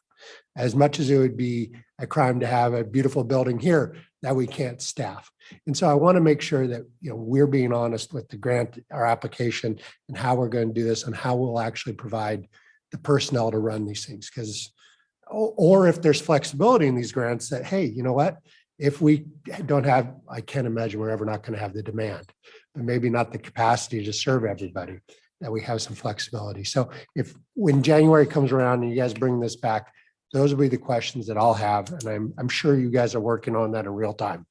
And I will share that during crisis situations, a lot of the times it's currently our case managers, so our triage case managers that go out in the field and then case managers. And we actually haven't had a problem hiring any case managers. So great. That's a good thing, the clinician part, yes, but we're also working with the state on stipends and growing our own and hopefully paying for some more education and right. Just in a partnership, I don't want to let Mark Twain down. And I know Mark Twain doesn't want to let the community down.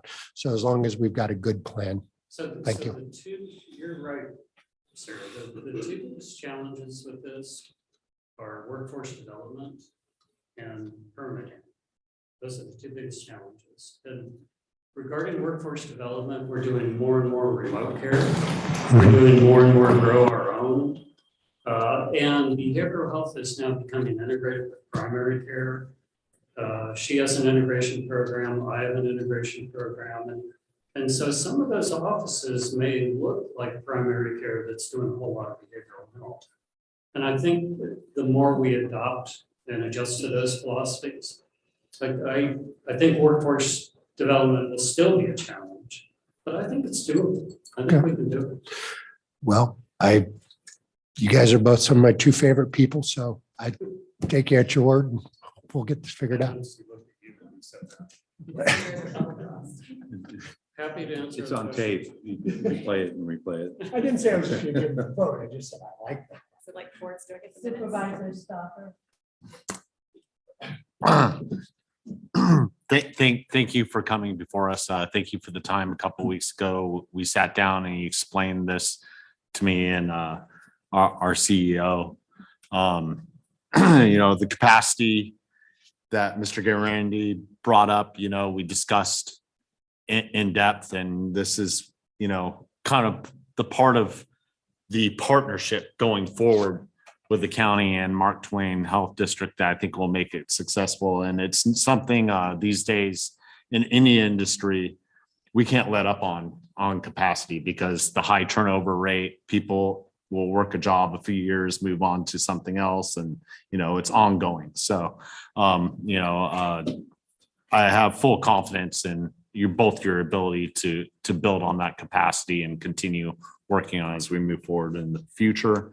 I'll be excited to have this back as one supervisor and we can work on getting the commitment of the entire board on this project moving forward. That's all I have to say. No questions. You already answered mine. Thank you. Dr. Smart, I just want to clarify. You said that Mark Twain will be spending 120 million for pre-application costs. No, ma'am, that's 120,000. Oh, okay. And so there is a budget for that. There's architectural costs, engineering Got it. costs. There has to be an attorney on the team. so there's My mistake. I thought 120,000. that's still a lot of money and no guarantees. It is a lot. That is the hard part, to submit an application and use any of our funds when you had no idea for sure, so. Okay, thank you. Thank you. Is there anything else? No. Any public comment on this item? Mr. Segala.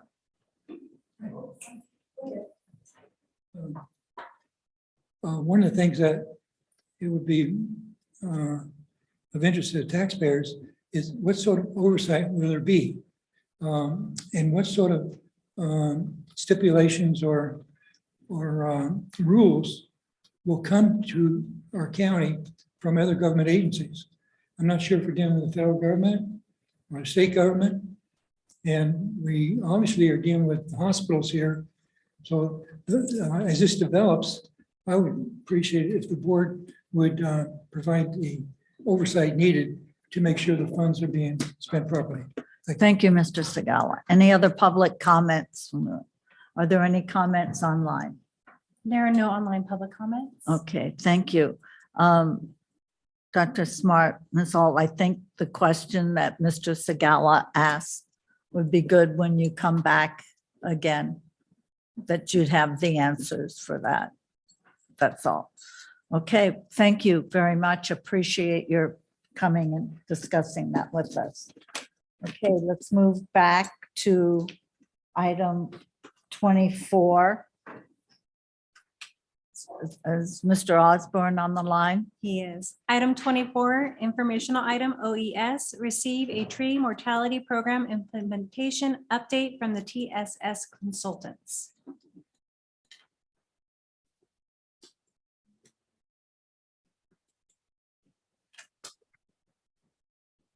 John, Tad, Yes, ma'am, I'm here. Good morning. Good morning. Thank you. Thank you for being patient. I appreciate it. You betcha. I'll share screen now.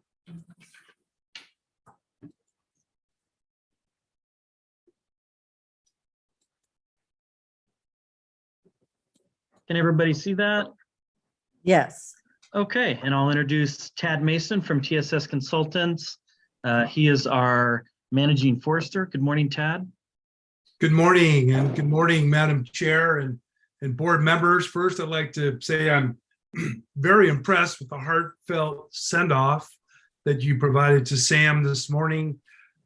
Just indicative of the family that is there at Calaveras County. Good work. Today, though, I'm focused on the quarterly update regarding the tree mortality program, and we have a short slide deck that John and I have put together to review our latest accomplishments, if you will. So the program, tree mortality program, was started in December of 2017, and over that 5-year span, we have implemented 44 projects, removing about 11,900 trees, all adjacent to county roads and located primarily on U.S. Forest Service, Bureau of Land Management, and private parcels outside of the Butte Fire perimeter. We'll talk about the Butte Fire perimeter here in a minute, but in the span of those 5 years, we've deployed 9 different contractors, all of them small businesses except for 2, to actually conduct the work. And we've been fortunate enough to do so safely with no injuries and minimal property damage. Next slide, John.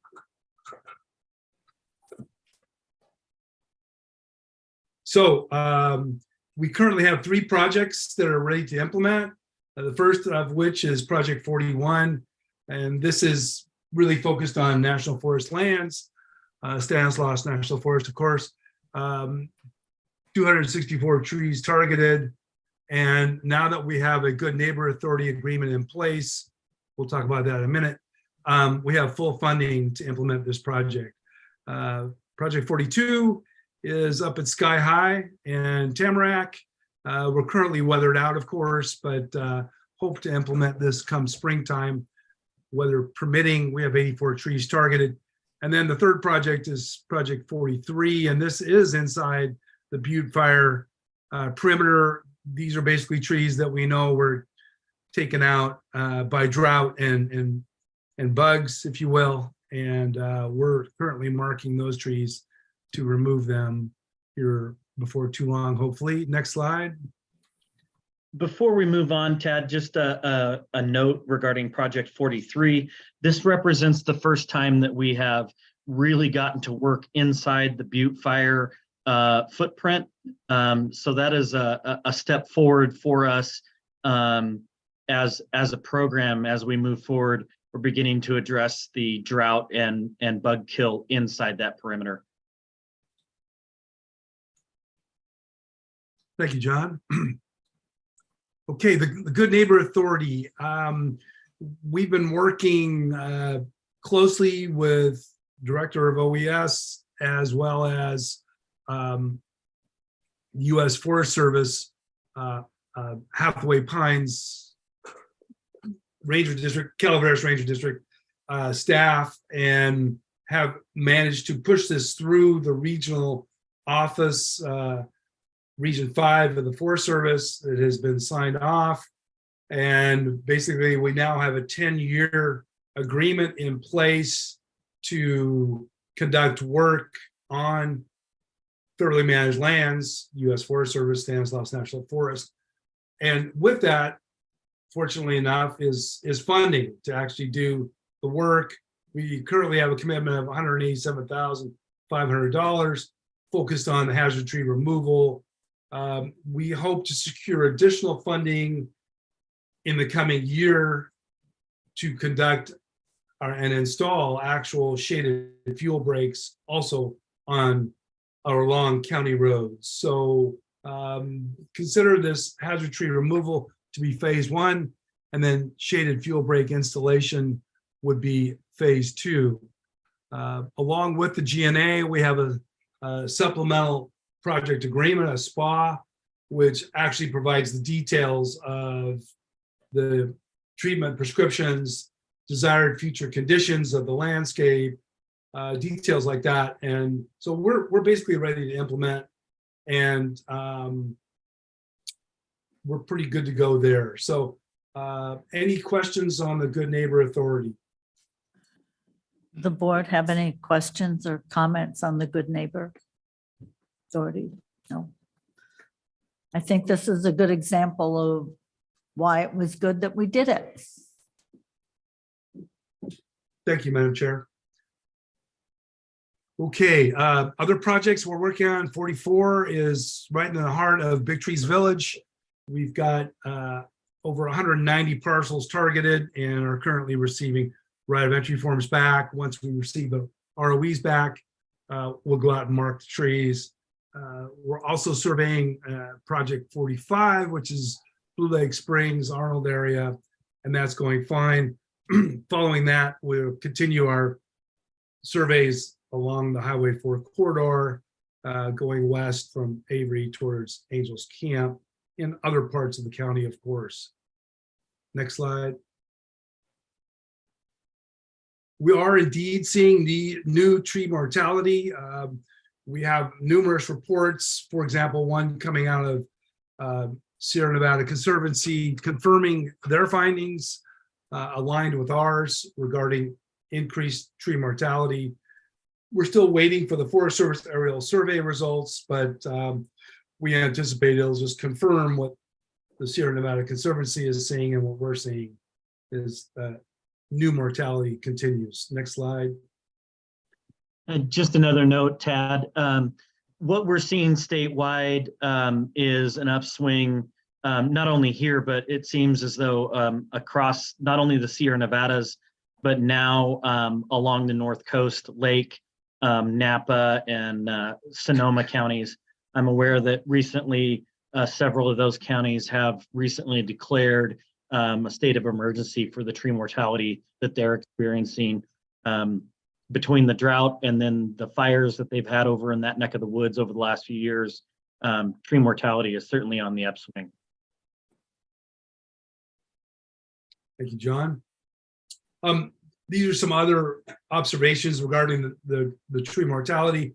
Of course, the primary concern is community defense, and we need to continue removing this tree mortality along county roads because it provides ingress and egress safely to county residents, as well as allowing fire suppression assets access to wildfire. So we'll continue to remove this tree mortality and monitor Forest Service reporting on aerial detection as it becomes available. Next slide.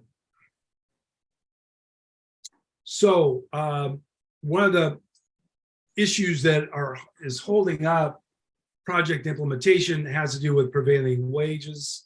In 2016, the State Department of Industrial Relations rendered an opinion confirming that prevailing wage was not required for these tree mortality projects. Lately, though, this issue has arisen once again due to a DIR notice with regards to public funds issued in support of hazard tree removal at the campfire. So I'm going to pass the microphone back to Director Osborne to relate some of the work that he's done trying to chase down this prevailing wage question. John? Thank you, Tad. So in the recent DIR notice, it was centered around the campfire and Butte County. And the letter or the notice was submitted to Cal OES.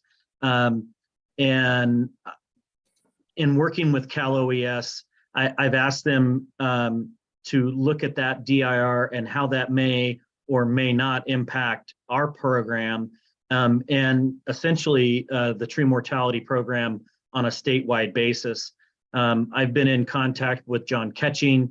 He's the director of recovery for Cal OES, and Cal OES is working through the DIR notice with their legal team, and we are expecting an opinion from Cal OES and marching orders going forward here in the very near future. Thank you, John. Okay, our last slide, and this is how we typically close out these presentations, is the cost summary from the very beginning. Our initial projects, you can see that at the top line back in February of 2018, all the way through early October through project 40. We had to stop at project 41 due to the prevailing wage issue. So this is a comprehensive picture of our implementation fiscal report, if you will. And with that, I'll stop and field any additional questions. On this item.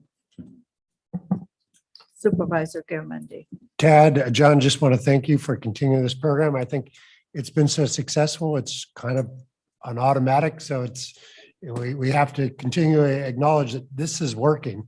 And congratulations. I apologize that I have been unsuccessful in helping you guys help people themselves. It's frustrating that we're not getting as many right of entries returned to you as we should. I just simply do not understand why people would not allow their dead trees to be removed at no cost to them. But you lead a horse to water, I suppose, but you can't make a drink, as we all know. But thank you for the continuing effort, and this continues to be really great value and helping us with our neighbors up in the Forest Service as well. So thank you. Thank you. Any other comments from the board? Are there any comments from the public on this item? Are there any online? There are no online public comments. Okay, thank you. This was just an information item. Oh, Chair, Interim Chair Callaway, would you mind if we take a quick break before the next No. item? we'll take a 10 6 minute or 6? 10, you name it. It's up to you. 8 minutes. Thank you. Thank you. Way to round it off. Have a good holiday. Thank you, John.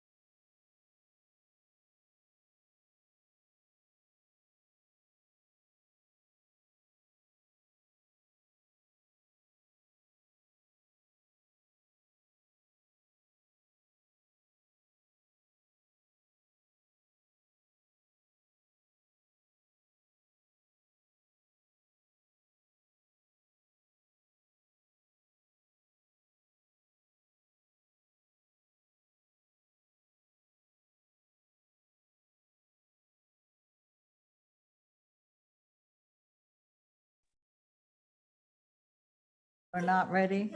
Now you're ready. God, Amanda, you've got a drill sergeant over here. Right. Okay, I'd like to move to item 26, integrated waste management. Madam Clerk, please. Item 26, action item, integrated waste management. 1, adopt the design plans, specification, working details, and estimates for the construction of the Rock Creek Landfill Phase 3 surface impoundment and Phase 3A expansion. 2, authorize the integrated waste management director to incorporate any minor edits to the plans and specifications. And 3, authorize integrated waste management to solicit for construction bids. Okay.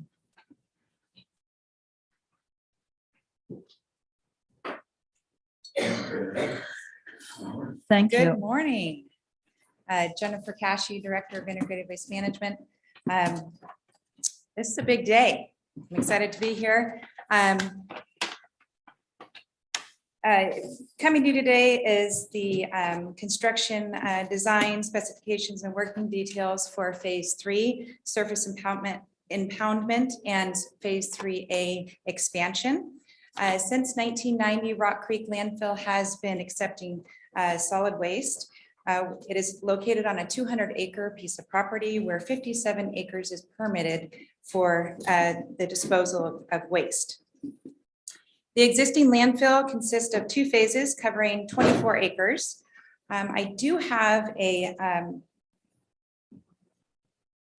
handout for you. It was supposed to be attached to the agenda item, but just to give you an overview of the existing phases and the proposed new phase and our permitted expansion that we have the opportunity to do later. Phase 1 is approximately 9 acres. It was active between 1990 and 1997. Phase 2A is approximately 5 acres, active between 1997 and 2005. And currently we're in Phase 2B. It's approximately 5.5 acres, and it was opened in 2005, and we're presently in that phase now. As you know, we've been, there's a central focus right now on reducing greenhouse gases, and we've made some really significant progress over time from when we previously disposed of all solid waste in the landfill. So as technology increases, our diversion increases, the life of each phase that we're constructing has a longer lifespan. Phase 2B has been was expected to have a 20-year life expectancy, and we are right on target and nearing capacity. Integrated Waste is proposing today Phase 3 surface impoundment and Phase 3A expansion. The proposed Phase 3 expansion includes the clean closure of the existing surface impoundment, construction of Phase 3 surface impoundment, and Phase 3A expansion. At this time, I would like to invite our design engineers, Stephanie Hamilton and Jordan Greenman with Geologic and Associates, to answer any of our questions. Geologic and Associates and Integrated Waste Management have been collaborating and working closely with all of our regulatory agencies to bring forward this complete set of design plans and specifications. Thanks, Jennifer. Hi, my name is Jordan Greenman. I'm with Geologic Associates. My colleague Stephanie Hamilton is also on the Zoom. We were in charge of the design report for the Phase 3 surface impoundment and the Phase 3A expansion. This included grading earthworks of the expansion and the pond and the stockpile, also the design of the liner systems, and any stormwater design having to do with the construction project. This is all summarized in the design report that we submitted to the Water Board last week and is being brought forth to you today.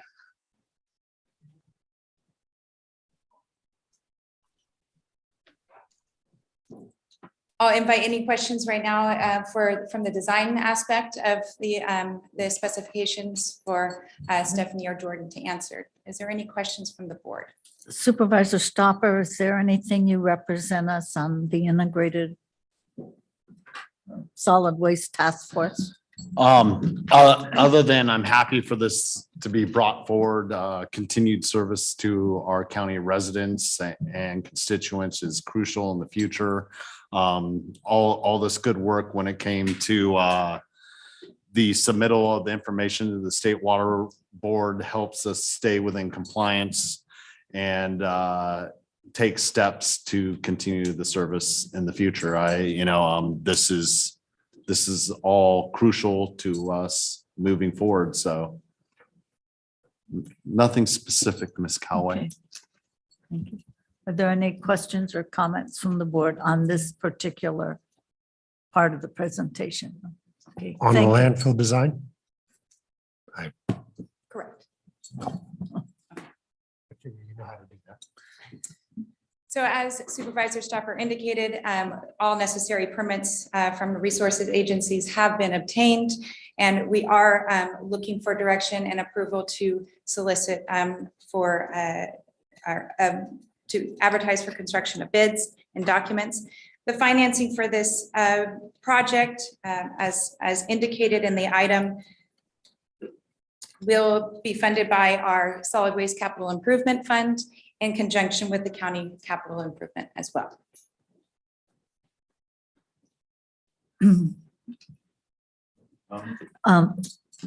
Yeah, I had a question. What part was going to be, oh, never mind, I just answered my own question. Thank you. Yeah.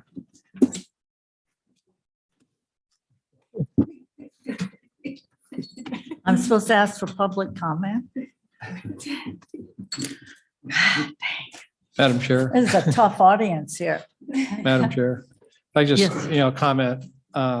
One thing that we talked about the funding, for the Right. landfill at last meeting. And one thing I just want to reiterate that, we have the money to pay for this project and that's in great shape. But at some point in the future, I'd be pursuing with the approval of updated fees, which will come later this fiscal year, that we come up with a system of repayment, through that fee system back into the capital fund. So that'll help fund future projects within that capital fund. That's going to be a challenge. Be a fun challenge. No, it'll be a FUND challenge because everybody's used to 150 and we've been paying that for whatever, 30, 40 years. Right. Excuse me, speaking of the parcel. Yeah. Okay. Are there any public comments on this item? Mr. Gamby, Mark, do you have anything you wanted to say? Okay, no, I take no. No's are good. Thank you. Are there any comments online, please? There are no online. There are no online public comments. I'll entertain a motion on this item. Mr. With, Oh, I'm sorry, Mr. I do Garamendi. not want to make the motion on this. I just wanted to comment that it was only a year ago that we were really panicked about how we were going to fund this. And now we're getting it going. And I want to thank Ben, I want to thank you, Jen, and all your staff and the administration team for figuring out how to get this thing done. I agree, getting paid back over time is great, but being able to self-finance is super for future generations. So I just want to really commend how things have moved along and compliment you, the whole team, Ben, you, administration, well done. Thank you, Mr. Garamendi. Well said. I'll add to that is it's been easy with a great team and CEO Pedro has been absolutely amazing in assisting and driving this. So I appreciate it. Mr. Stopper. well, there goes all the words out of my mouth from my motion. Can I say something before the Mr. motion? Tough. Mr. Stopper, just a moment. Mr. Tuffanelli. Yeah, Jennifer, nice work, all your staff. This is great. We're finally getting somewhere. Maria and I have heard this for years and years. And I want to thank you and your staff too, despite the wind and the downpouring rain and everything else, the tremendous amount of recycle and appliances and mattresses and tires and everything you guys did on Saturday out in the pouring rain. Thank you very much. It was great. It was great to see everybody out. That's what I was so appreciative of, all the residents still braving it and still loading their trailers and still coming out. Because as I mentioned before, we can have these events, but if nobody shows up, what good does it do, right? Yeah. So yes, we were out there braving it, but still we had the community come out. So that was fantastic. Yeah, great job. Thank Great job. Mr. Stopper. We're ready for a motion. You'll have a motion, Madam Chair. So I'm waiting. moved. All right. I have a motion from Supervisor Stopper, Second. a second from Supervisor Follendorf. All in favor? Aye. Opposed, passes on a 5-0 vote of the board. Congratulations. Thank you very much. Thank you all the staff, Absolutely. beyond that, took you all working together just to make this happen. So we appreciate it all around. I couldn't agree with you more. Yeah. Nice job. Thank you. No roll call vote on that? Jennifer might want a roll call vote on that one. Okay. I just have to take a moment. My district ranger just walked in the room. Ray, thank you so much for being here. We talked about the good neighbor policy on the trees. Oh. Thank you very much for being here. Move to, normally my colleague is the chair, but she gave me the duty today, so you're not going to see her in action, but she's good. I'd like to move to item 27, Madam Clerk. Item 27, action item planning. Authorize the county administrative officer to sign a regional early action planning 2.0 tribal and rural allocation grant application on behalf of the Calaveras County.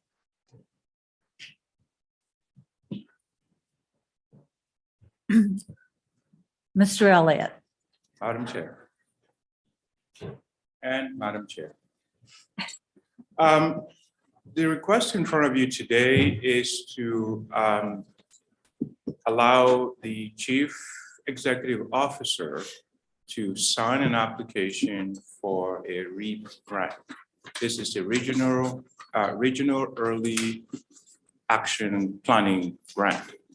And the amount of money we have for the grant is divided into 5 different counties. Typically, the grant money is allocated based on population, but in this particular case, we understand that 2 counties will not be participating, and there's a total of $5.1 million left between 2 counties for a split. So what we are going to be asking the supervisors to do is to allow us to apply for a $2 million cap. We can apply for between $100,000 minimum and $5 million maximum. And since there are 2 competing counties, we're going to go for maybe half of the total pot. And the major focus of these type of grants is things that enhance the development of housing units in the county, especially with regards to our regional housing needs assessment. From the last housing element, we are required to provide about 1,079 total housing units. If you break that down into an annual number, it's about 137 housing units per year for the next 8 years. And these housing units are divided into different categories based on income. So our total allocation is 1,079. these kinds of monies allow us to use, we can use these funds to facilitate things like utility installations, paying for plan checking fees, permitting fees. We can use it for technology, anything that enhances the development of housing units within the county. For example, I'll give you an example of a 1,200 square foot ADU. The permit fees alone is about $19,000.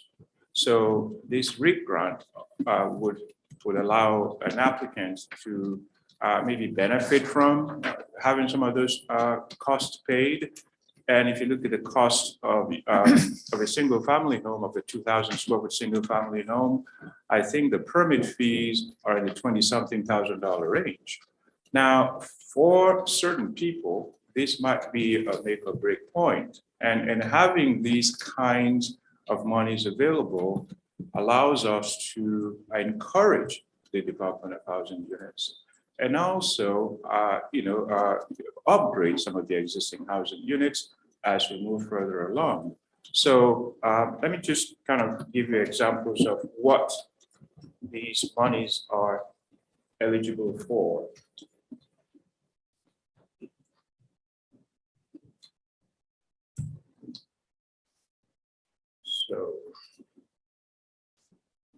So again, production of housing units, including single-family, multifamily, and accessory dwelling units, utility connection fees, permit fees, staffing costs related to providing housing, technology costs. So anything that we consider to be a component of enabling us to provide for housing units in the county is what we can use the money for. And there are some parameters that we have to follow, but just in general, that basically is what this grant is all about. So I come prepared with more answers for you, and I'm sure you have tons of questions for me. I don't know if the brief staff report you have kind of gives you a basis of why we're applying for it and why we qualify for it and things of that nature. But I just wanted to focus on how we spend the money and who gets it. So if you have questions for me, I'm here to answer them. This is Ms. Follendorf. I have two questions. In the segment on page 688, it talks about increasing transit ridership and studies on travel. Will that conflict with the current project at the COG? Not necessarily. Now, in order for us to have these funds available, we have to tailor these projects that meet certain parameters. That is one of the parameters. It has to be close to a job center, for example, and it has to advance reduce vehicle miles travel. So the closer you are to a job port, the less you have to travel to get to work. So in reverse, you can see the benefit in our greenhouse gas reduction, because if you have fewer cars on the road, fewer people driving to work, you have the ability to reduce the emissions from vehicles, on the roadways and so on and so forth. I understand that. I'm just saying that there's currently plans and studies going on at the COG that are addressing those specific needs. And I just want to ensure that we're not in conflict or we're able to maybe work in parallel so we can repurpose these dollars to other things so we're not doubling the work. Absolutely. I think we need to coordinate with that. But I think it is important for us to have the application filed on time, because December 31st will be the final date to file the application. Now, we have to have a resolution by the board, but we don't have to have the resolution today. We can get a resolution by February of next year, but we have to file the application before December 31st. So if there's any coordination to be made as far as projects are concerned with CCOG, definitely. In fact, we might even be able to collaborate with them on how some of these funds can be spent.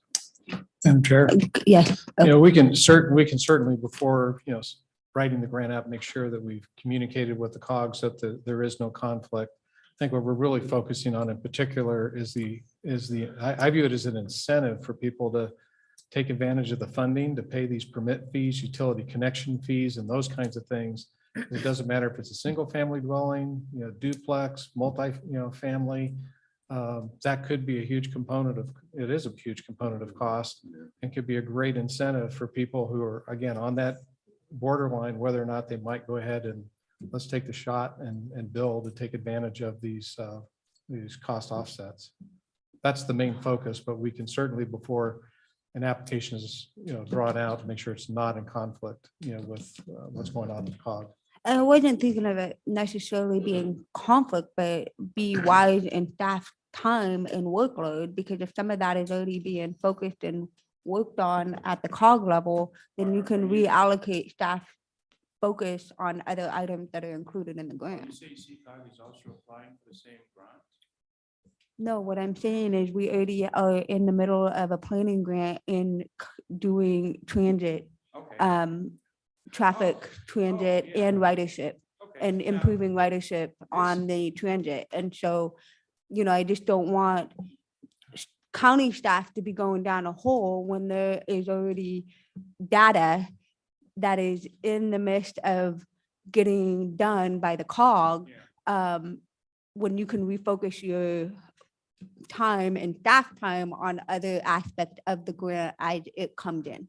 That's all was my point, because you guys can focus on other items.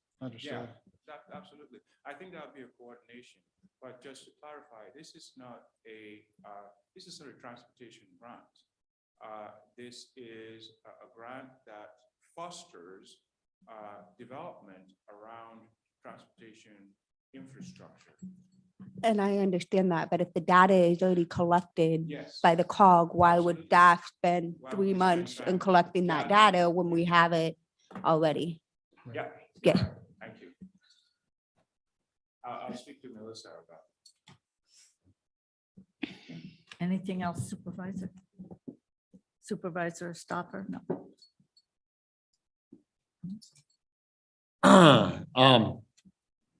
Yeah, coordination with the other county entities, just reading eligible activities. I'm hearing from the CEO and you that we're going to be looking at possibly locating a lot of that towards, electronic integration if that's possible, but more so working towards permit fees. So, just because it's on here with eligible activities, we won't necessarily dedicate all the money to those activities. It may be focused more in areas based on what we get and how much we have to work with moving forward. Absolutely. I think we would focus the monies on where we can actually get the projects built and what projects actually meet the criteria for getting the funds, because it is a reimbursable grant. So we spend the money and then we get it back. And to get it back, we have to show that the project meets the parameters that are identified in the grant application. Okay, thank you. There's no other questions or comments at the moment. I'll ask for public comment. Does anyone have any comments they'd like to make on this item? There's no online public. No comment. online public comment. I'm going to bring it back to the board. Do we have a motion to authorize the CEO to sign the REAP grant application? So moved, Madam Chair. Second. Motion by Supervisor Stopper, second by Supervisor Follendorf. All in favor? Aye. Opposed? Passes on a 5-0 vote. Thank very you. much.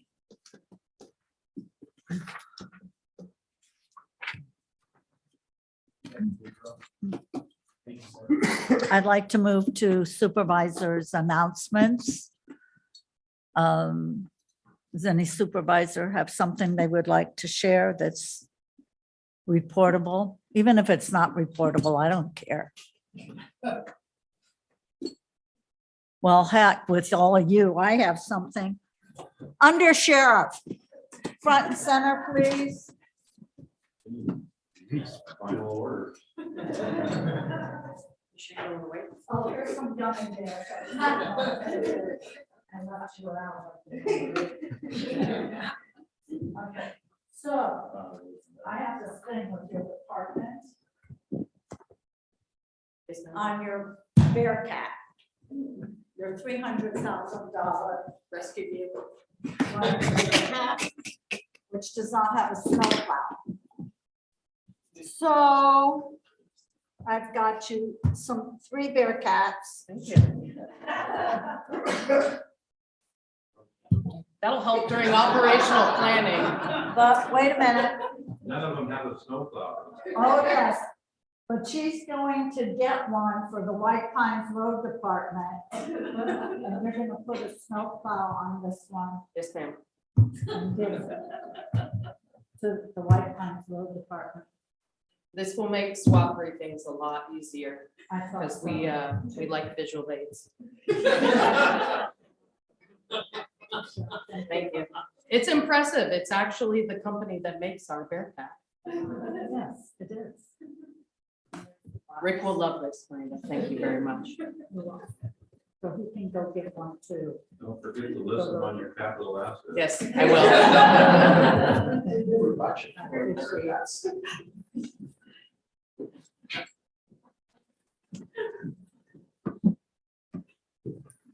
That was your announcement? That's my announcement. I'm working really hard to get there.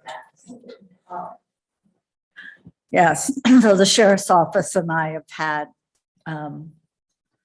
multiple conversations. Our vehicles should be multi-purpose and we could use that. We could use a snowplow on there. Of course, I was told it was on order, but that was 6 months ago. If there's no other supervisors announcements, I will be swearing in the newly elected people at noon. This meeting is adjourned. This meeting is on a break until we come back at noon to swear folks in. Oh, Bree, I get did your that. camera, Bree, get your That is- camera out. She's never used the gavel. That's what I was just gonna say. I've never seen that happen before. never used Yeah, that. and it was premature. Hold up the Okay. gavel. So I think- Hold up the gavel for Bree. Oh, oh, so another supervisor announcement. That's my daughter. She was in this room 30 years ago when I was first sworn in. And so she came to make sure I left. So, yes. What? Nothing. Yeah, you need to do an action shot. Oh, you want me to do Yeah. something? with it?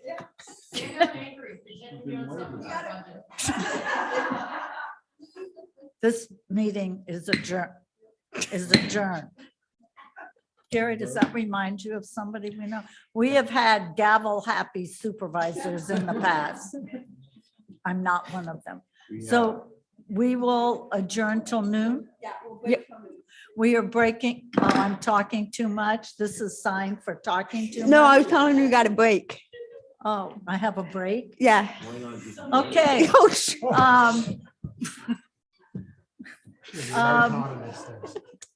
Yes, we will be on break till noon when I will have the honor of swearing in our electeds minus the sheriff and the district attorney. Thank you.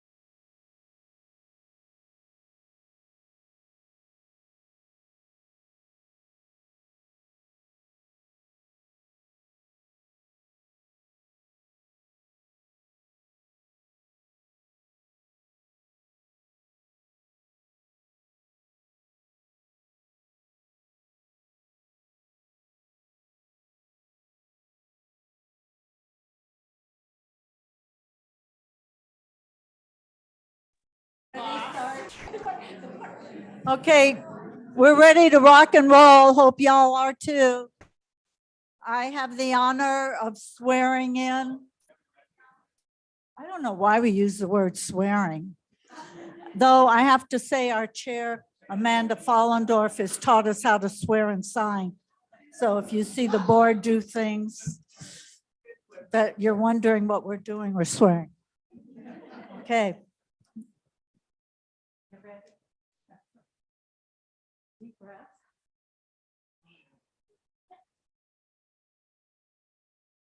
Okay, I'm gonna have you repeat your name. Oh, and raise your hand. That's not in my instruction. Will they have to raise their hand? Okay, raise your right hand. I, please state your name. Do solemnly swear, or you can affirm or do it in sign, I don't care. Do solemnly swear That I will support and defend the Constitution of the United States. that I will support and defend the Constitution of the United States And the state of California. and the state of California Against all enemies, foreign and domestic. against all enemies, foreign and domestic, Including people who come to the boardroom. And that I will bear true faith and allegiance. that I will bear true faith and allegiance To the Constitution of the United States. to the Constitution of the United States And the Constitution of the state of California. and the Constitution of the state of California, That I take this obligation freely. that I take this obligation freely Without any mental reservation. without any mental I reservation thought I heard a pregnant pause. Or purpose of evasion. or purpose of evasion, And that I will well and faithfully. that I will well and faithfully Discharge the duties upon which I'm about to enter. discharge the duties of my job.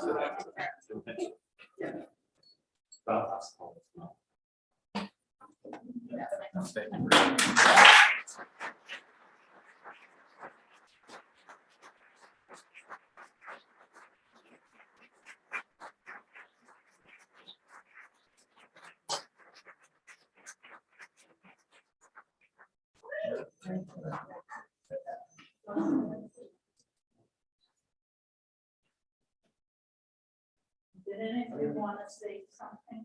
I changed my name to Lori and I'm assessor now. Do you have anything? Thank you, Rita. I'll say thank you.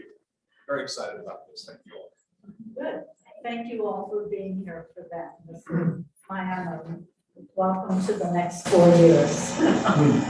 You know, it's an honor, but at the same time, there's our duty, and that's the people of Calaveras County. And I remind myself on a daily basis, it's an honor to be able to serve you. And I thank you for the opportunity.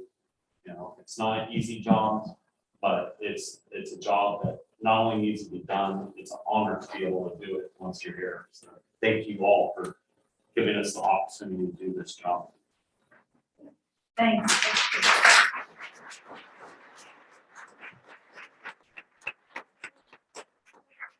You will all take office January 2nd at noon. You can start early.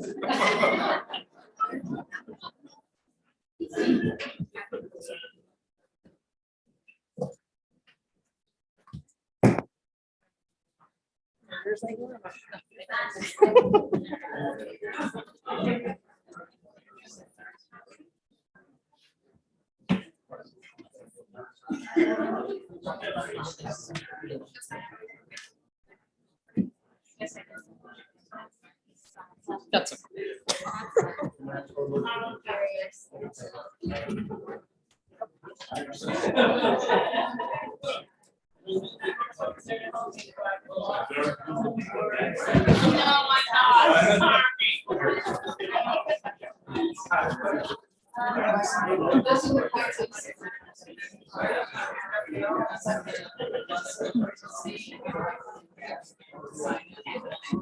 Okay, one more for me. One more for you. What does that say?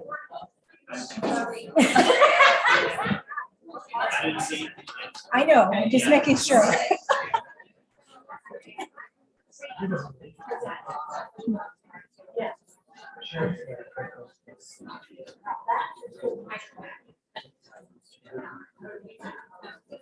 You gotta sign off.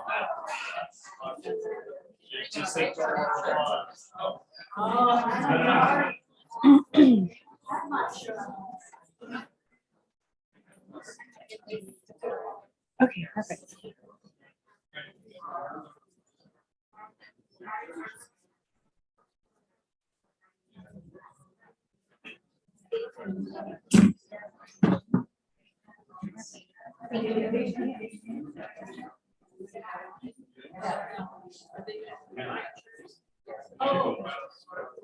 Are they doing? Family? Or and did?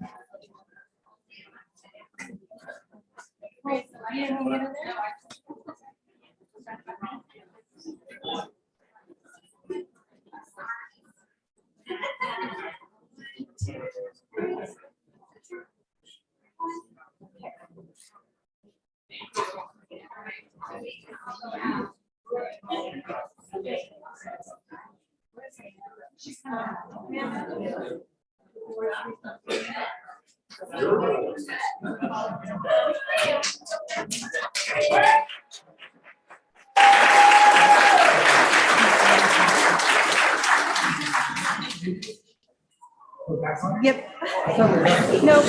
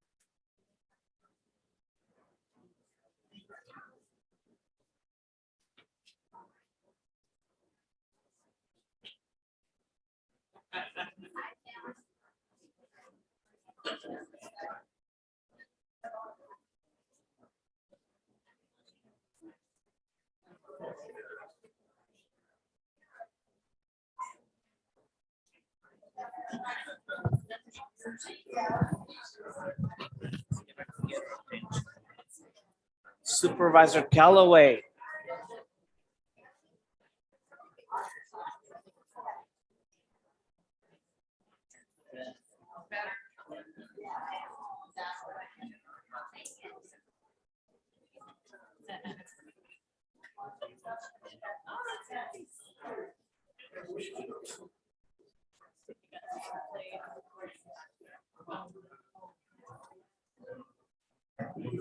Is Skip Batchelder in the house? The cool cats.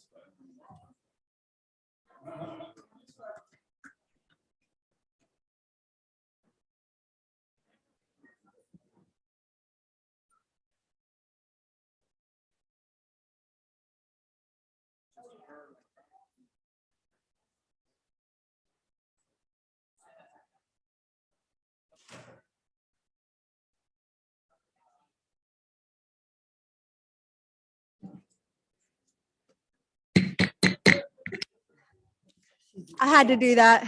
If you know Marita, she hates the gavel. Had enough of that? And I've had enough of that too. So we're gonna bring it back and ring it in a little bit here, but before we get started, Supervisor Callaway. There's some sunglasses.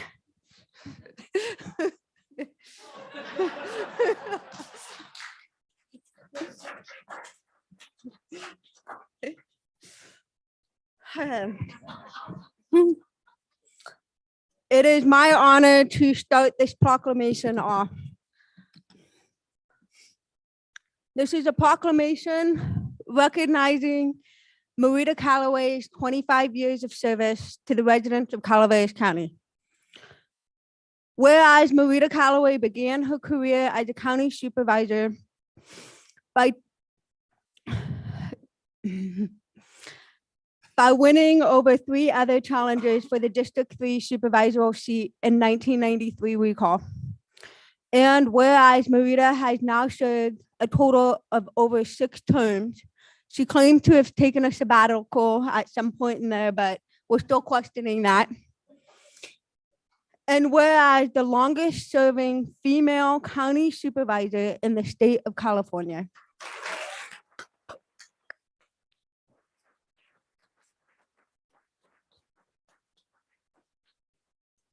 She has accomplished more than can fit on a single piece of paper. Whereas with the rise of texting and autocorrect, written communication skills are waning. And Marita therefore works very serious overtime, trying to save the lost art of business communication. Upon request, and often, actually many times without request,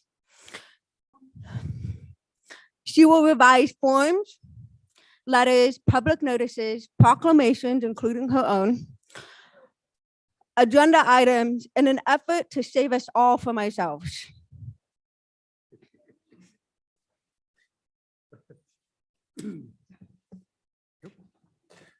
Whereas you can always count on Marita to pick up the phone, answer a question, and help navigate irritating bureaucratic matters. And whereas not afraid to get her hands dirty, that high-spirited, energetic woman in the orange vest you see picking up garbage along local trails, street fairs, and along highways is likely to be Marita. And whereas, she loves all these whereases. This is a lot of fun. 4 years of getting punched by her sitting next to me. Whereas keeping Public Works on its toes, Marita works tirelessly to keep the snow plowed along the highway forward or corridor during a storm, and even volunteered to drive the plow herself. And a bit.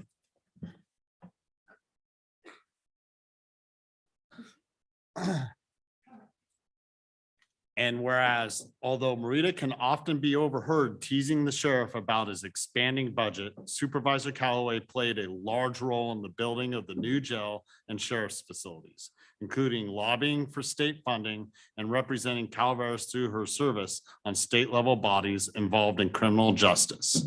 And whereas Marita is a champion of local businesses and religiously confines her shopping to locally available products, with an occasional exception made for certain Italian coats.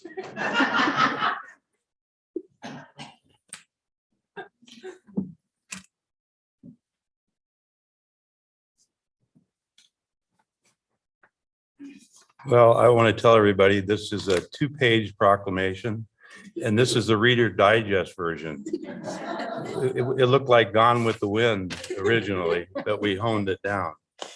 So I am going to pull a Marita. And Marita, please join me down front.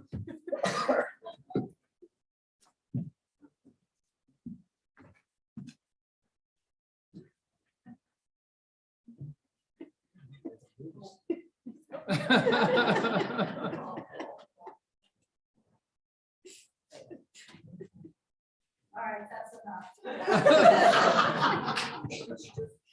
Call for the vote to get all the mustaches. The smart asses. I gotta tell you, I've served with Marita for a decade. Do you know we have 1, 2, 3, 4 county councils in this room. That's way too many lawyers. Oh, yeah, 1, 2, 3, 5 county councils in this room.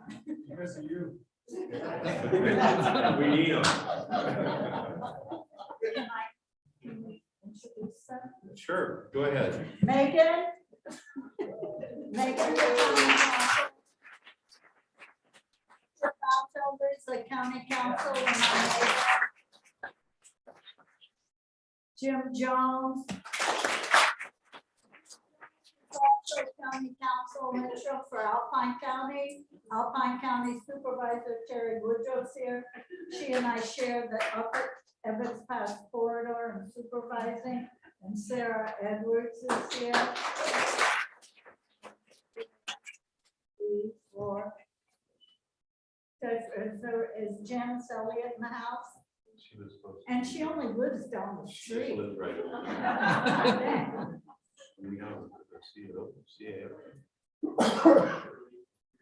Where's Shirley? Right there. No way!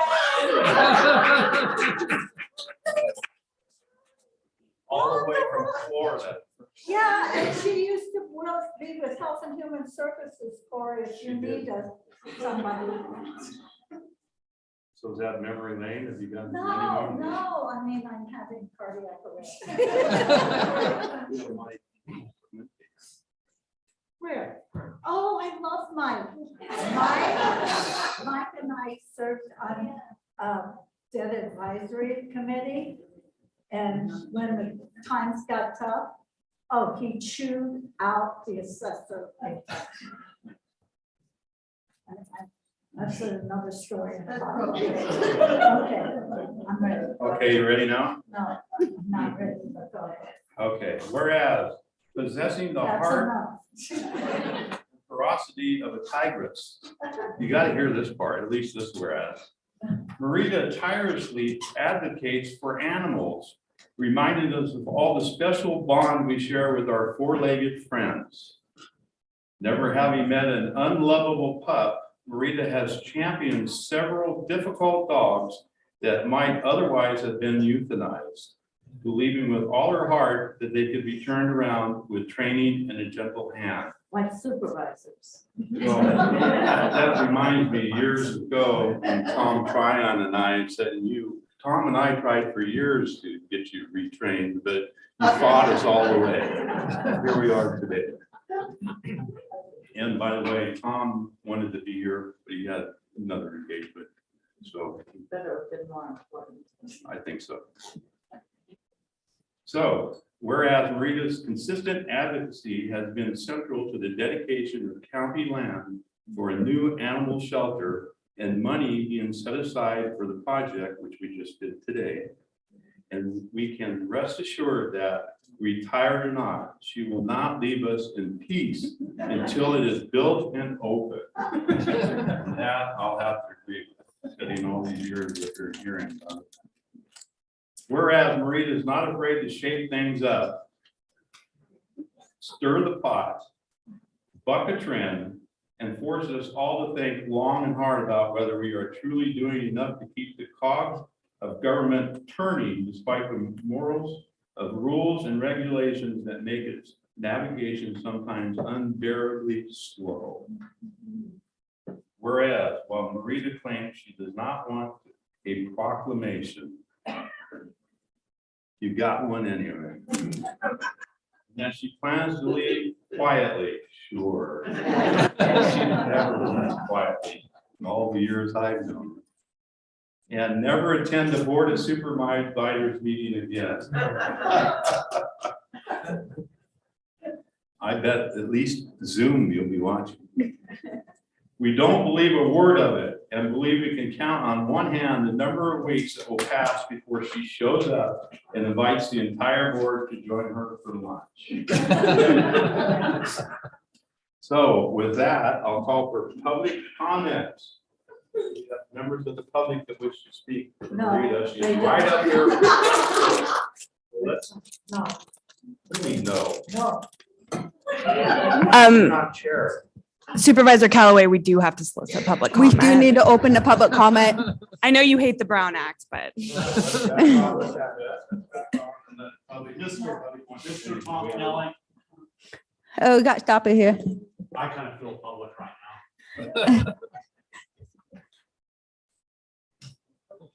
now. You have 3 minutes. Ms. Callaway. I'll spend the. You're taking your time up chatting. Let's go. Ms. Callaway, I'm losing a muse. You know, someone that brings out my inner 12-year-old that's a heckler and everything else. I don't know what I'm gonna do without you. So I'll try to figure it out, but you know, I don't know who else brings out my 12-year-old like you do. Last year, we attended a Sheriff's Association dinner and fundraiser. Ms. Callaway was there. It's the first time I'd seen her at one of those. It was great to have her there. We had the DA there along with multiple other people, and we were bidding on some pies. You know, I think we got away with that pie for $120. I paid for it, and Ms. Fullendorf was there, and you know, everyone was like, "We're going in on this pie. We're gonna eat it together." You know, all of a sudden, all this money was in front of me for everyone else's part because I'd made the payment, and there was more there than I'd started out with. So you know, then we went ahead and bid on this and spent the rest of the money and have it up our board wall with the patches from the sheriff's department. But Ms. Callaway gave me $6. Part of that was a $2 bill that I've saved since that time. And that $2 bill, you know, my grandfather used to give me $2 bills when I was a child for good grades and everything. They were red notes, but you know, I'm not giving this back to you. I'm putting this on my wall. I also brought. He just wanted to show you. I just want to show you, I still have your $2. This was delivered solely to Ms. Callaway from a group that, you know, supports non-drug use for youth across the United States. None of us other board members received one of these, and it's a deterra drug deactivation system. And I thought I would bring this today because of all the presents that go around and our policies. And this way you can leave legally, just put everything in here, Ms. Callaway, and you can head home. Actually, I'll hold on to this now. I have a present I didn't bring on campus that I can send you, you know, in your gummy fashion later, and I'll package it up this way for you. So we love you. We love you. Other public comment? Okay, that's enough. No. Good afternoon, Supervisor Callaway, Corey Allen, Health and Human Services. And I just have to tell you, I know I'm one of the newer members of this family that clearly just loves and adores you, but I am compelled to tell you that I will never forget the day I met you. And you were so insistent that COVID-19 was going to be the only priority. And I kept remembering thinking, no, we're going to come out of it. And then what do you want? And you have done nothing but lean into the Health and Human Services. You've made sure that the people that came and traveled here on that COVID vax van that Mr. Stopper loved so much, and you made sure that they were treated well. And do you remember you received complaints of racism and statements and treatment of that group? And you took them right under your wing and you made sure they were cared for. And they were here for a year. And you took, one of them is probably still one of your best friends. You invited the two of us to dinner, and she made sure I knew that the wine that I was to drink was not from Shenandoah Valley. It would be from Murphy's or somewhere in that vicinity. And she made sure that I knew that. But you have made sure that you've connected with my team in housing and my team in public health, team in behavioral health, and you have loved the people. And that's what's been so critical in our work together. So I want to thank you. I hope that that energy remains, and I wish you the best in your travels. John.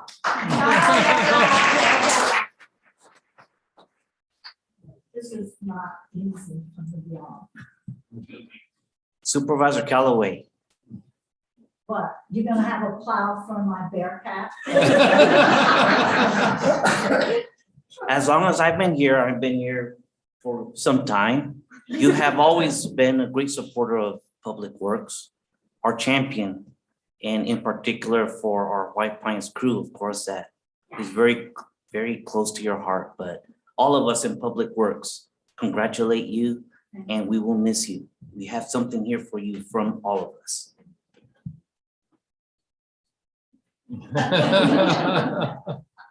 Yes.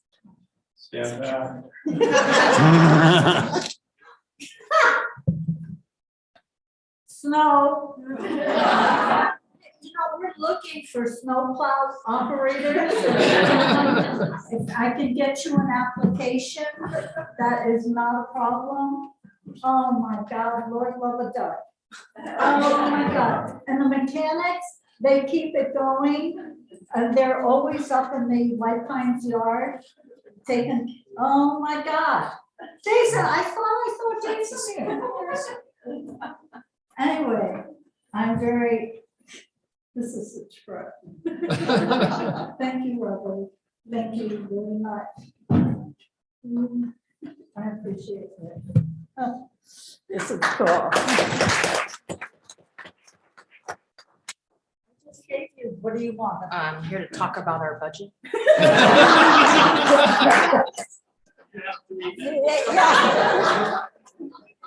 Can you open the sheriff's link if he's on? If the sheriff's on, can you open this link? Oh, no, I don't want no sheriff. That's all right. I don't want no sheriff. I gave my Okay. sheriff's button to the supervisor. I see that. That means he's got to look out. Come a little closer, Maria. She didn't give you a peach bite though. Marita, 1993, 6 terms. Sheriff Nuttall, Yeah. Sheriff Downham. We all miss those years. Marita versus Sheriff Downham. Interim Sheriff Grassmuck, Sheriff Kuntz, Interim Sheriff Macedo, and now Sheriff DiBasilio. This has been quite a roller coaster of ups and downs. Sometimes it felt like you were our greatest adversary. Sometimes you are our biggest supporter. And for some of us, a dear friend. So at all times though, keeping us on our toes and always keeping an eye on our budgets. We wanted to say thank you for your many years of service to Calaveras.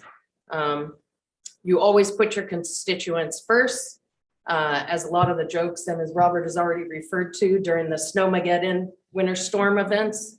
Our Upcountry Emergency Operations Center aren't going to be the same when we're having major operational briefings and having to shut down the highways. When you bring in the list of driveways that we need to take care of constituents. With you being such a long-term female leader in county government, I want to thank you personally for your support over the years. But the best thing to see, and Marita is very big on symbolism for our budget fights. She gave us 4 Bearcats today. So, but the big one for the road department. The best thing to see is your relationship with Sheriff DiBasilio over the past couple years. And every chance that he has had when he comes in the boardroom to somehow make his cowboy hat.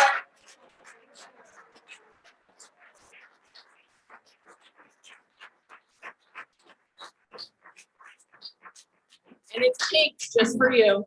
So on behalf of Sheriff DiBasilio, we wish you the best of luck and thank you.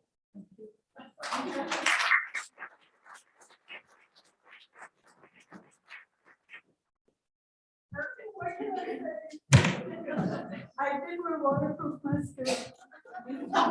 What do you want?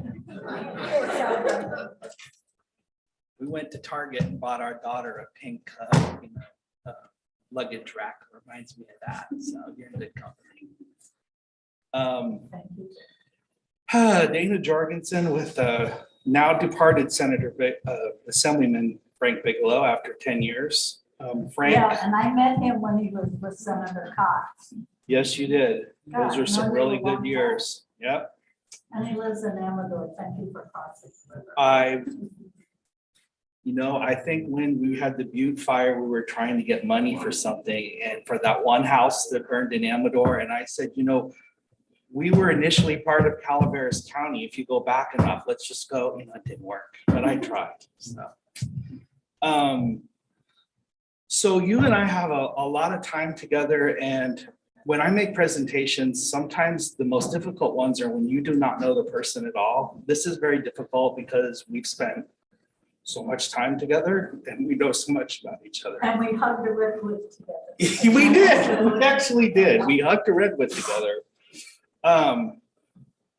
One of the things I just wanted to say, it's a little bit different. It's a huge compliment, I think, for me and from us, is it is very difficult to be in office 25 years. It's extremely difficult. It's very rare. It's even more rare to come back after you have left. And that just shows the support. That My you sabbatical. have. Your sabbatical. Yes, let's call it that. That is, I just want to say, as someone that's always done this and thinks about it all the time, that is an extremely hard thing to do. And that takes a lot of skill. So she has obviously, you know, a lot of talents. Couple other things. We both started in 1993. My grandmother's name was Myrita, so I always felt like, and that's a very uncommon name. I always felt I had a kinship with you with that. And my grandmother was, you know, pretty blunt too, and she, you know, she was. Me too. Well, you know. And I always appreciated that. And the last thing is I did go and you corrected me. You do correct people. And this was a long time ago and I didn't know what I was doing. I came up and I think I said the word gals and Marita corrected me. And I have never used that word again. It's always men and women corrected me. Is I went and toured the animal shelter and met some wonderful women there and employees. And I think I've been tasked to help with that. So you and I have that bond there going forward. We'll work on that. So anyway, this is an assembly resolution. This is just about the last one. Assemblyman Bigelow wanted to have this done before he left office last week. And it is to the Honorable Marita Callaway, whereas the Honorable Marita Callaway has brought credit and distinction to herself through her career and civic achievements and through her many accomplishments. As a member of the Calaveras County Board of Supervisors, she has improved the quality of life within Calaveras and throughout the state of California. And whereas a result of her tireless hard work and unwavering commitment, Marita has compiled an impressive record of personal and civic achievements, a record that has earned her the admiration of everybody in this room today. And I don't know, I count a couple of people. so I just want to close this, resolved by my former boss, Assembly Member Frank Bigelow, that Marita Callaway be commended for a long and distinguished record of leadership in District 3, Calaveras. As county supervisor. Yes, you did. Yes. He always wears cowboy hat. You know what? We should have you together with your hats. I That would know. be neat. Well, I want to take a picture with you and all the boards, and I want to send that to Frank later on today. So this is for you. Congratulations. Sure. Okay. Annie Liebowitz.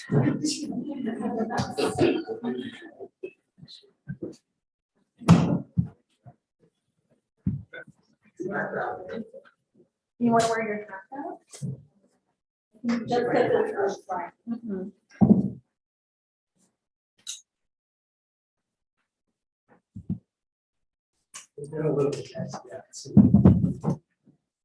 All right.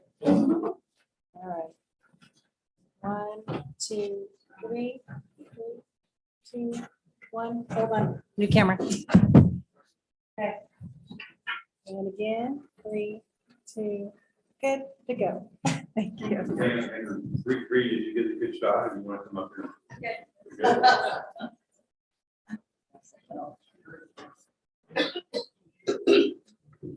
Thank you. Yeah, thank you.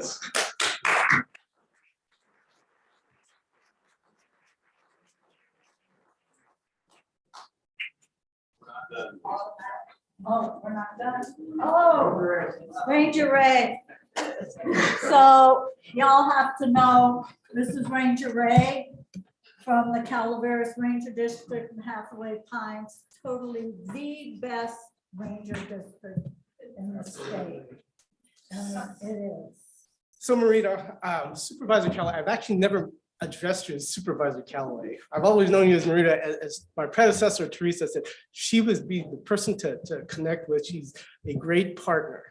So on behalf of Forest Supervisor Jason Kiken and the Stanislaus National Forest, especially the Calaveras Ranger District, we don't usually give these to non-Calaveras retirees, but for the 25 years of partnership and collaboration, we on district want to express our appreciation and thanks for all many, many years of service that you've had. Do you see this lower back? This is for you. I'll be out on the trail with I will be swinging the till with you just like we did last year. Thank you very much. This means a lot to me. Thank you. I'll show you. So what about Candy Rock? I mean, you're It's on in the progress. phone. It is in progress. It's at the OGC, at the attorney's level, and we are still not done with it. It is in progress. This is a District 3 internal candy. Oh my God, Tim Tate's here. It's great. Does Red Emerson know you're here, honey? Yes, he does. Oh God, he sends us love, I'm sure. Thank you. Thank you, Oh, Marita. great. Thank you so much.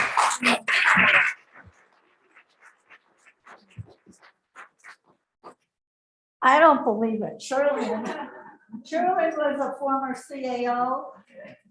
Oh, my God.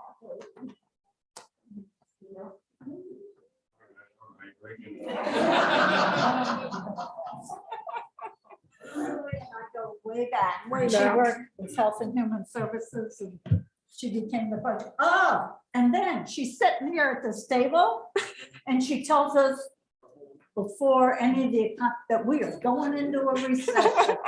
And we all look at her like, you know, you're crazy as you know what. And we did. We went into a recession and Shirley was the first person to tell us that. Yeah, and ended up with the name of Recession Ryan, yes. Marita, it was wonderful working with you, both when I was at CalWorks and we made and built the new building for CalWorks and Human Services. I know you were in sabbatical when I was CAO, but I was in the administrative office during a lot of your term as analyst and assistant CAO. And speaking on behalf of the past CAOs that have not been here, we always really respected and appreciated your support of our office and working with us diligently, suffering through week-long budget meetings. We still do. Budget hearings. Well, we had gotten them shortened down when I was CAO to only a couple of days, but just I hope you enjoy your retirement as much as I'm enjoying mine, and it's so good to see you again.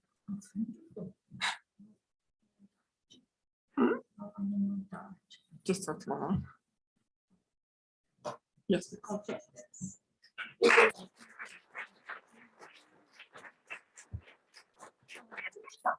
So, could you put the timer on for 1 minute? Hi, I'm Gail Bungie, and I'm so touched that everybody is talking about your work here with the county. I want to talk unprepared about your work with District 3. So I want to represent all the people of District 3 in thanking you for representing everybody, giving everybody information, answering every question, every phone call, every email, being at every event that is possible, talking to the people who love you and the people who don't love you, but taking the time to do that. Marita has been a mentor for me as well as a dear friend. The one story I just will briefly share is that 16 years ago, when I first ran for school board, I gathered together women friends to teach me, what should I do? How do I run a campaign? They were full of wonderful ideas. And this was Marita's idea. Never go to the post office in your sweats or without mascara again.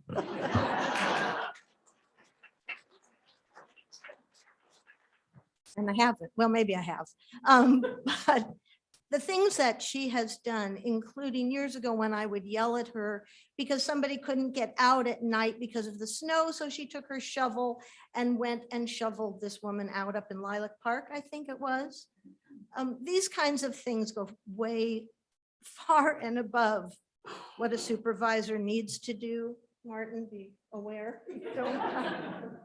But on behalf of everybody, I want to thank you, and we're going to miss you.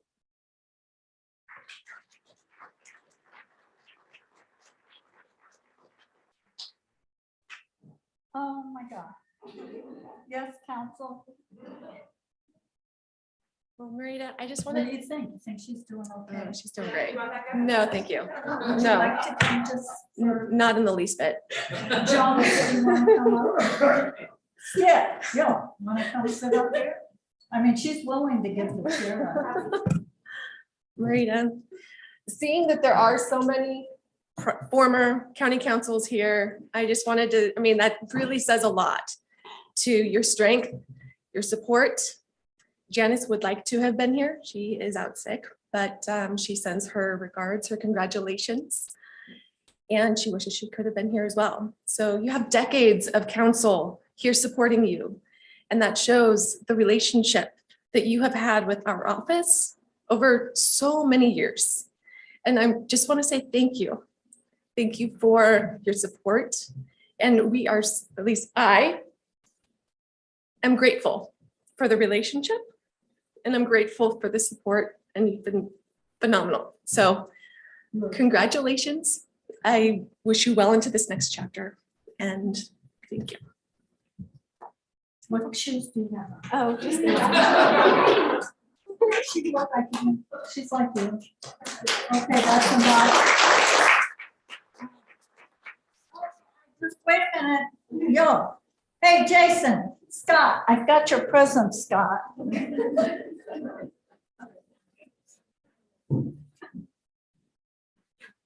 Doesn't present for you,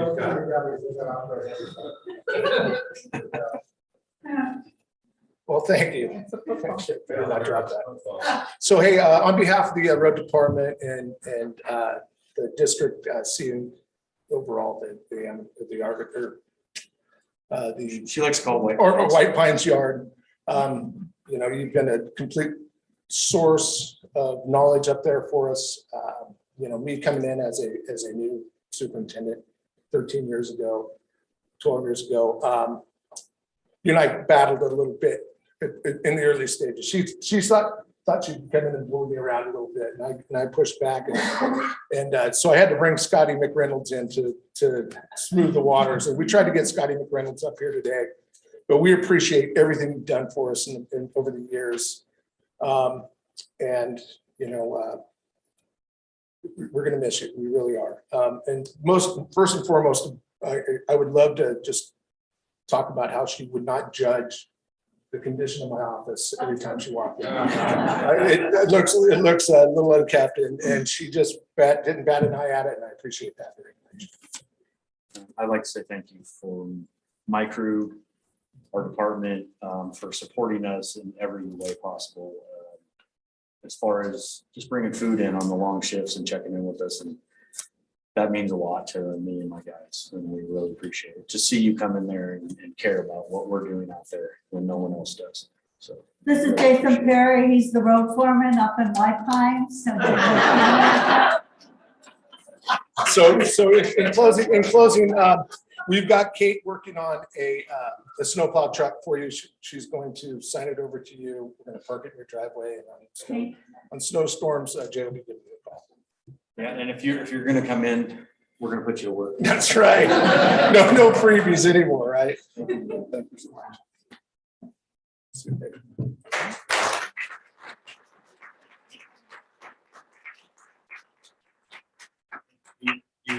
Peter, so Peter Maurer used to be our planning director, but now has a better gig. He owns a winery. Maria, I just want to thank you for your support the years that I was here as a planning director.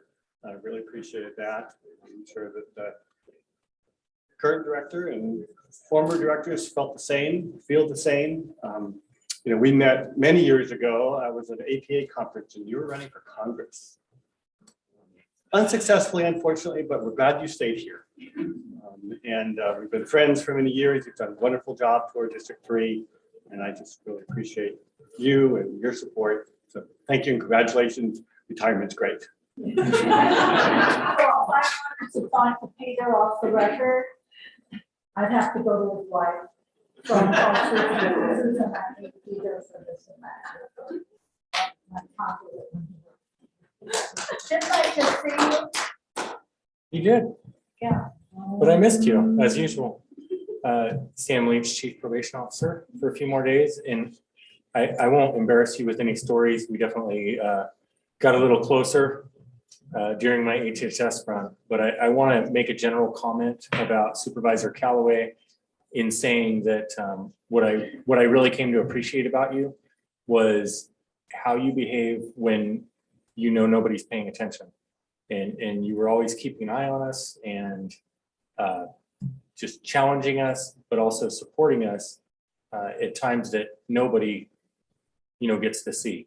You know, there's all the public stuff. There's everything that's subject to the Brown Act, but you know, there were plenty of times that you reached out just to check in on how we were doing, or to come see something and just be there for us. So appreciate your service, and you deserve everything that you've heard about yourself today. Thank you.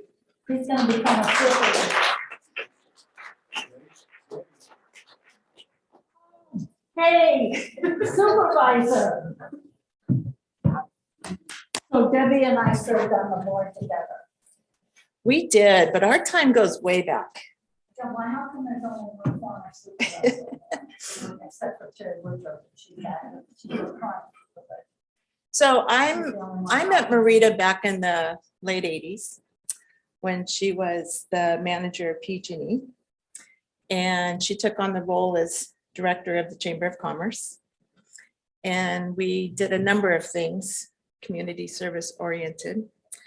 And I always admired her tenacity. She stood her ground. She represented people from all walks of life, regardless. But was most touching is seeing her with her daughter, Bree. Bree would come to these meetings as a little tyke. Rita would be running the meeting and Bree would be so sweet, kind, in the corner coloring, reading, holding on to a bear, teddy bear, something. And I so admired how a single woman raising a child was so involved in her community, giving back, and found a way to make it happen. It was a true inspiration, a role model. Then I became a city council person and had to deal with Marita on the political civic duty level. And we didn't always agree on our shoes, and I never went to lunch, but we always found common ground for the betterment of our community. And then I became a supervisor, and I had the distinct honor of working with her for 2 years. And I admire her so much for what she gave, what she continues to support her community and knows her community so well, that I have always admired that. And she holds true to her own. I don't think she beats around the bush. She is so respectful to people. And I always admired how, like Gail said, attends most community events. I don't know how she does it. Supports her work crews, always made an effort to go in and say thank you in the good times and the bad times. And you've just been such a role model that you have guided me kind of up there, a little angel on my shoulder. Have taught me a lot, very much there for me in the good times and the bad. And I've always enjoyed working with you, and I wish you well in retirement.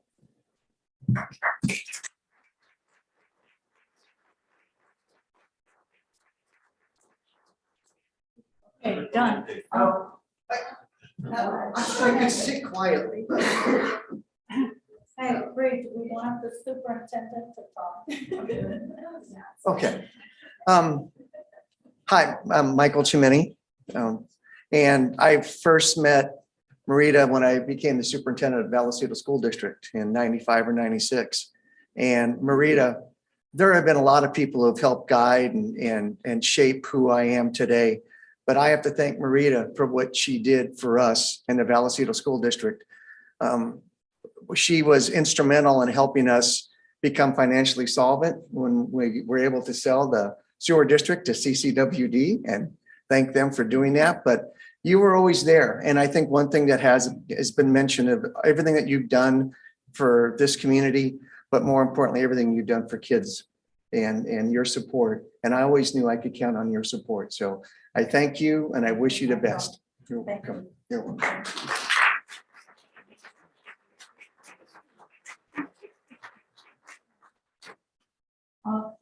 No, you're not an officer.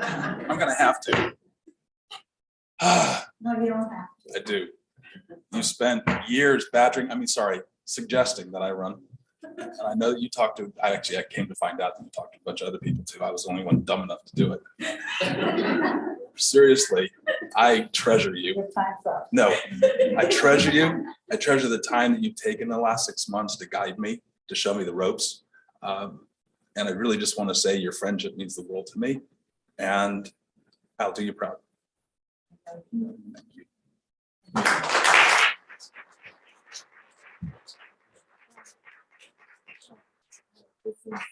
Enough. Tim, I'm really honored that you came, even though you didn't want to say anything. So Tim Tate works for Sierra Pacific Industries, and if y'all have been around long enough, you know they do not send me a Christmas card. But Tim and I have had a friendship for years. And at the logging jamboree up in White Pines, I had a picture taken of Tim and I framed it and I gave it to his wife to give to him for Christmas. And then his house burned. And the first thing I asked him was, did you save the picture? So I treasure that relationship. Thank you. Okay, we done? Can I say something? Absolutely.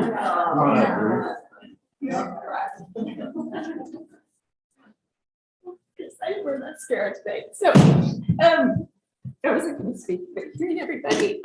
When I was in 5th grade, she retired from PG and they asked her, do you want to move back to San Francisco and continue retirement? And she said, no. She said, because Calaveras County is my home and I can't think of a better place. I'd rather raise my daughter as a single parent. And I'm so thankful that she did, and seeing everybody here today. I can't imagine a better place to grow up and to be raised by wonderful women in a wonderful community. And there were times when she's like, I can't get back from work. I have a meeting or a board meeting. Just take the bus to downtown Murphy's, go to one of the stores, hang out with this, Stories and Stones or Peppermint Stick, or I'm going to date myself like Millionaire Winery.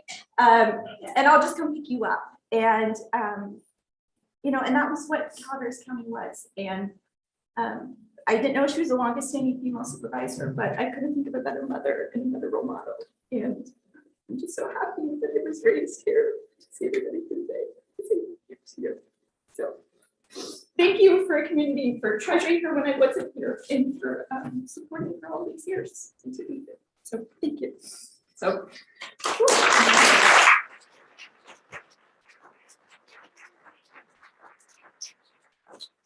That's it, done. Okay, we're gonna close public comment because Marita insists that we do it. So thank everybody for talking and saying something. No, the cannabis, I haven't heard from the cannabis community. Okay, well, we're gonna bring it back to the board and we're gonna ask the board members their comments. They don't have any. We do, you gotta turn around for it though. Marita, I have had the privilege of sitting next to you now for 4 years. You've always been sitting next to me in these meetings. We've done over 150 meetings together. I am going to miss your wisdom and your friendship. You're reaching over and grabbing my arm, sometimes a pinch on the arm to get me or even on occasion grabbing my leg. That's another issue, mostly because it's shaking. But, you know, Marita, you always had wise wisdom to put in my ear as we sat here. And oftentimes it was very appropriate. Smile, don't get upset. Sometimes inappropriate, but it was a lot of fun. And I'm going to miss you as my seatmate. And I want to thank you for your friendship, because that's really what we have. Thank you very much. It's an honor to serve with you.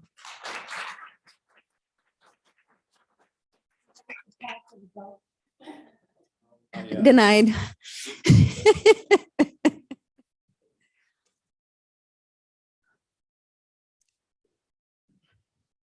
I remember being little and watching all the commitment that you have given to this community.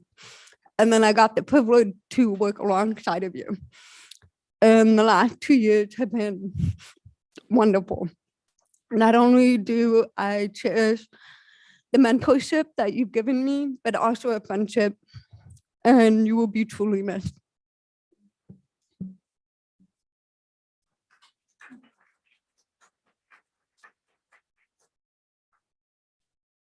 What is that? Wait, I have, just wanna can put I in add my one few thing, Gary? words here. Oh, I'll go Oh, after you. Um, Or do you want to end? Rita, we've worked together for a long time. And of all the items that came before us all those years, I think we agreed on probably 3 of them. But all in all, we've always remained friends, no matter what side of the issue. When the issue was finished, we moved on. We never stayed on it. We've always been friends, and I appreciate that. We'll have that and continue to be friends. This is not over as far as our friendship going forward. So enjoy retirement, have a good time, and come back to Calaveras County. I don't know, I might go, depends on who I need. Thank you for all the years. Let's go. No, the council gets last word with you.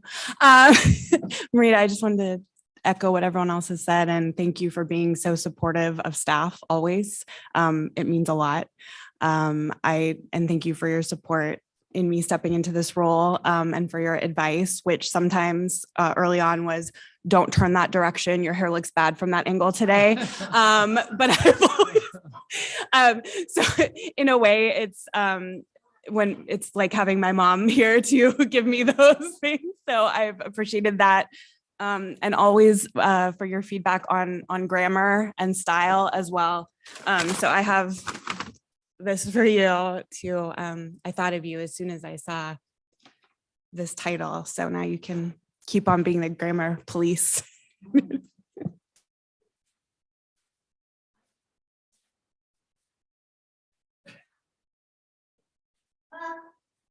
Oh, rebel without a clause.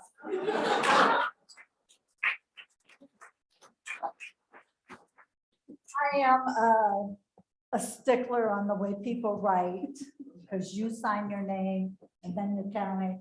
But Sarah and I are grammar queens, comma queens. Yeah, maybe we're drama queens, but we're comma queens. We love commas. But should this be required reading for staff? Sure. Okay. All right, so anyway. Thank you. You don't like my handwriting? Yeah. Man. Marita, just a couple words. No. I'm not going to write it down. No, I just wanted to comment, because we really have known each other that whole time that you've been in office here. It started just with loose connections and meetings between the two counties. We see each other at RCRC, CSAC, but over the years, a friendship did develop. And I just wanted to comment that, you guys kind of double teamed me here to get me to come out of retirement when Shirley was talking about enjoying it. No, I think the setup person was the chair. And then you came in for the kill. But I said I wouldn't do this for just any other community. And I was thinking of all the people that I have known, and you're certainly one of those that really compelled me. I wanted to come and serve and help. And I've really enjoyed the time that we've had together. I know in some ways we'd like to keep that going for a little bit, but we'll carry it on. I'll carry it on with Martin. But I've appreciated, being around you and just hanging out, getting to know you better. And thank you for the support since I've been here. Betcha.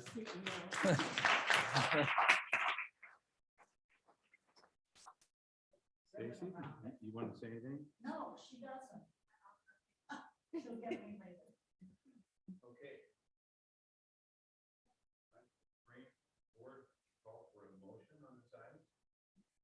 Sorry, I'm sorry, Susan. I'll bring it to the board and call for a motion on this item.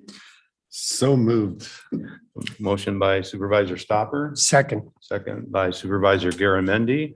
We'll call a roll call vote. Rita, you need to come back up here.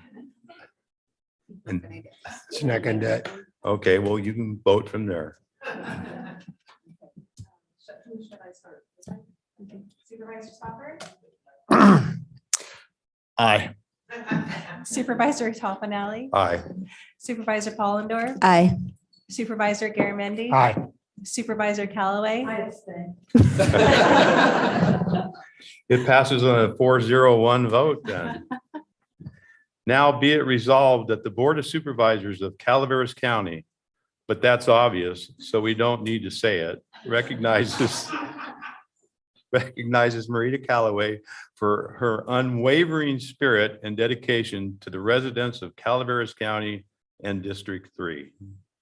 Passed and adopted by Board of Supervisors of the County of Calaveras, State of California, this 13th day of December, 2022.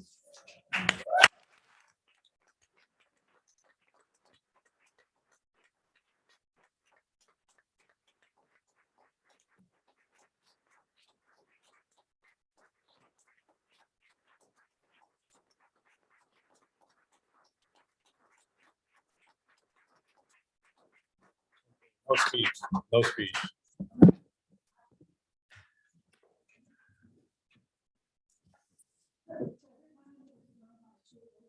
Thank you. You've made my journey as a supervisor awesome.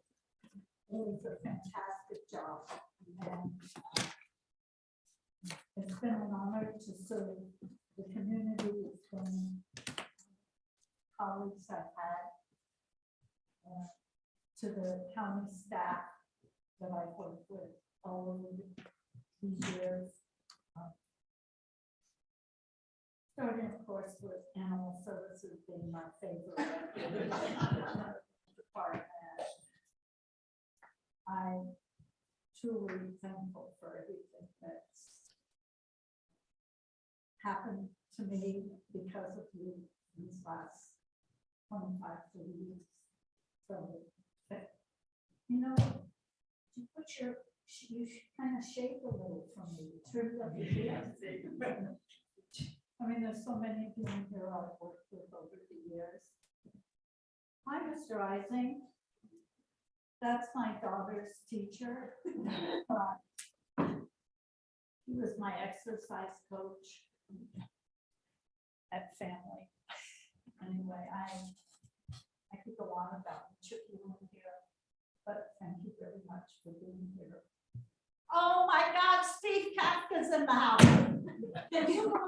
I have 2 SPI people in the house. I mean, this is gotta be a moment. Anyway.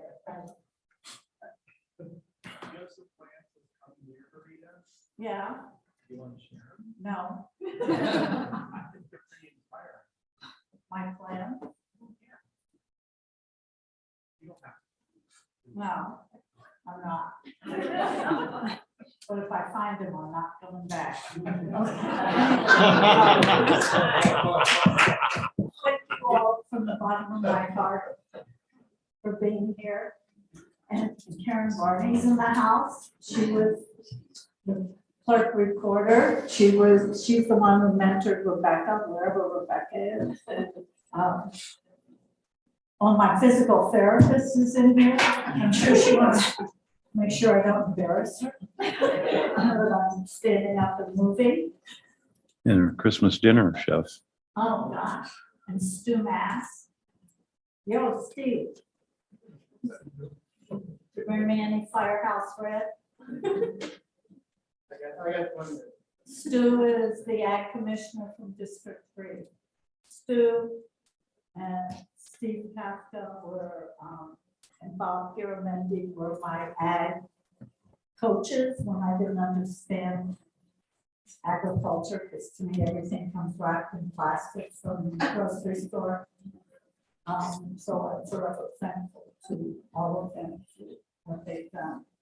Oh, God, you know, I could tell you stories about people, but I know you want to be Tim Fallendorf, when I do Christmas Day dinner together, we have for years. We'd also like somebody to come in and take over our jobs.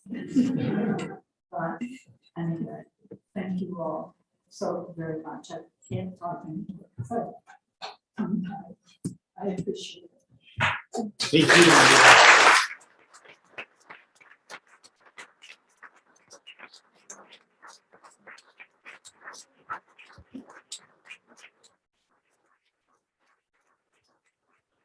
Hold on, everybody. Hold on 1 second.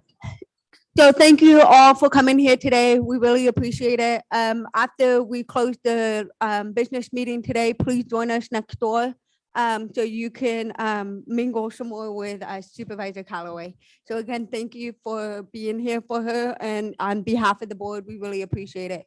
Also, we will be doing a slideshow in the other room on how to be a supervisor the Callaway way. Yeah. So with that, thank you, everyone. I hope everyone has a good holiday, a happy Christmas and a new year, and we'll see everyone in 2023. With that, we'll close the meeting. Thank you.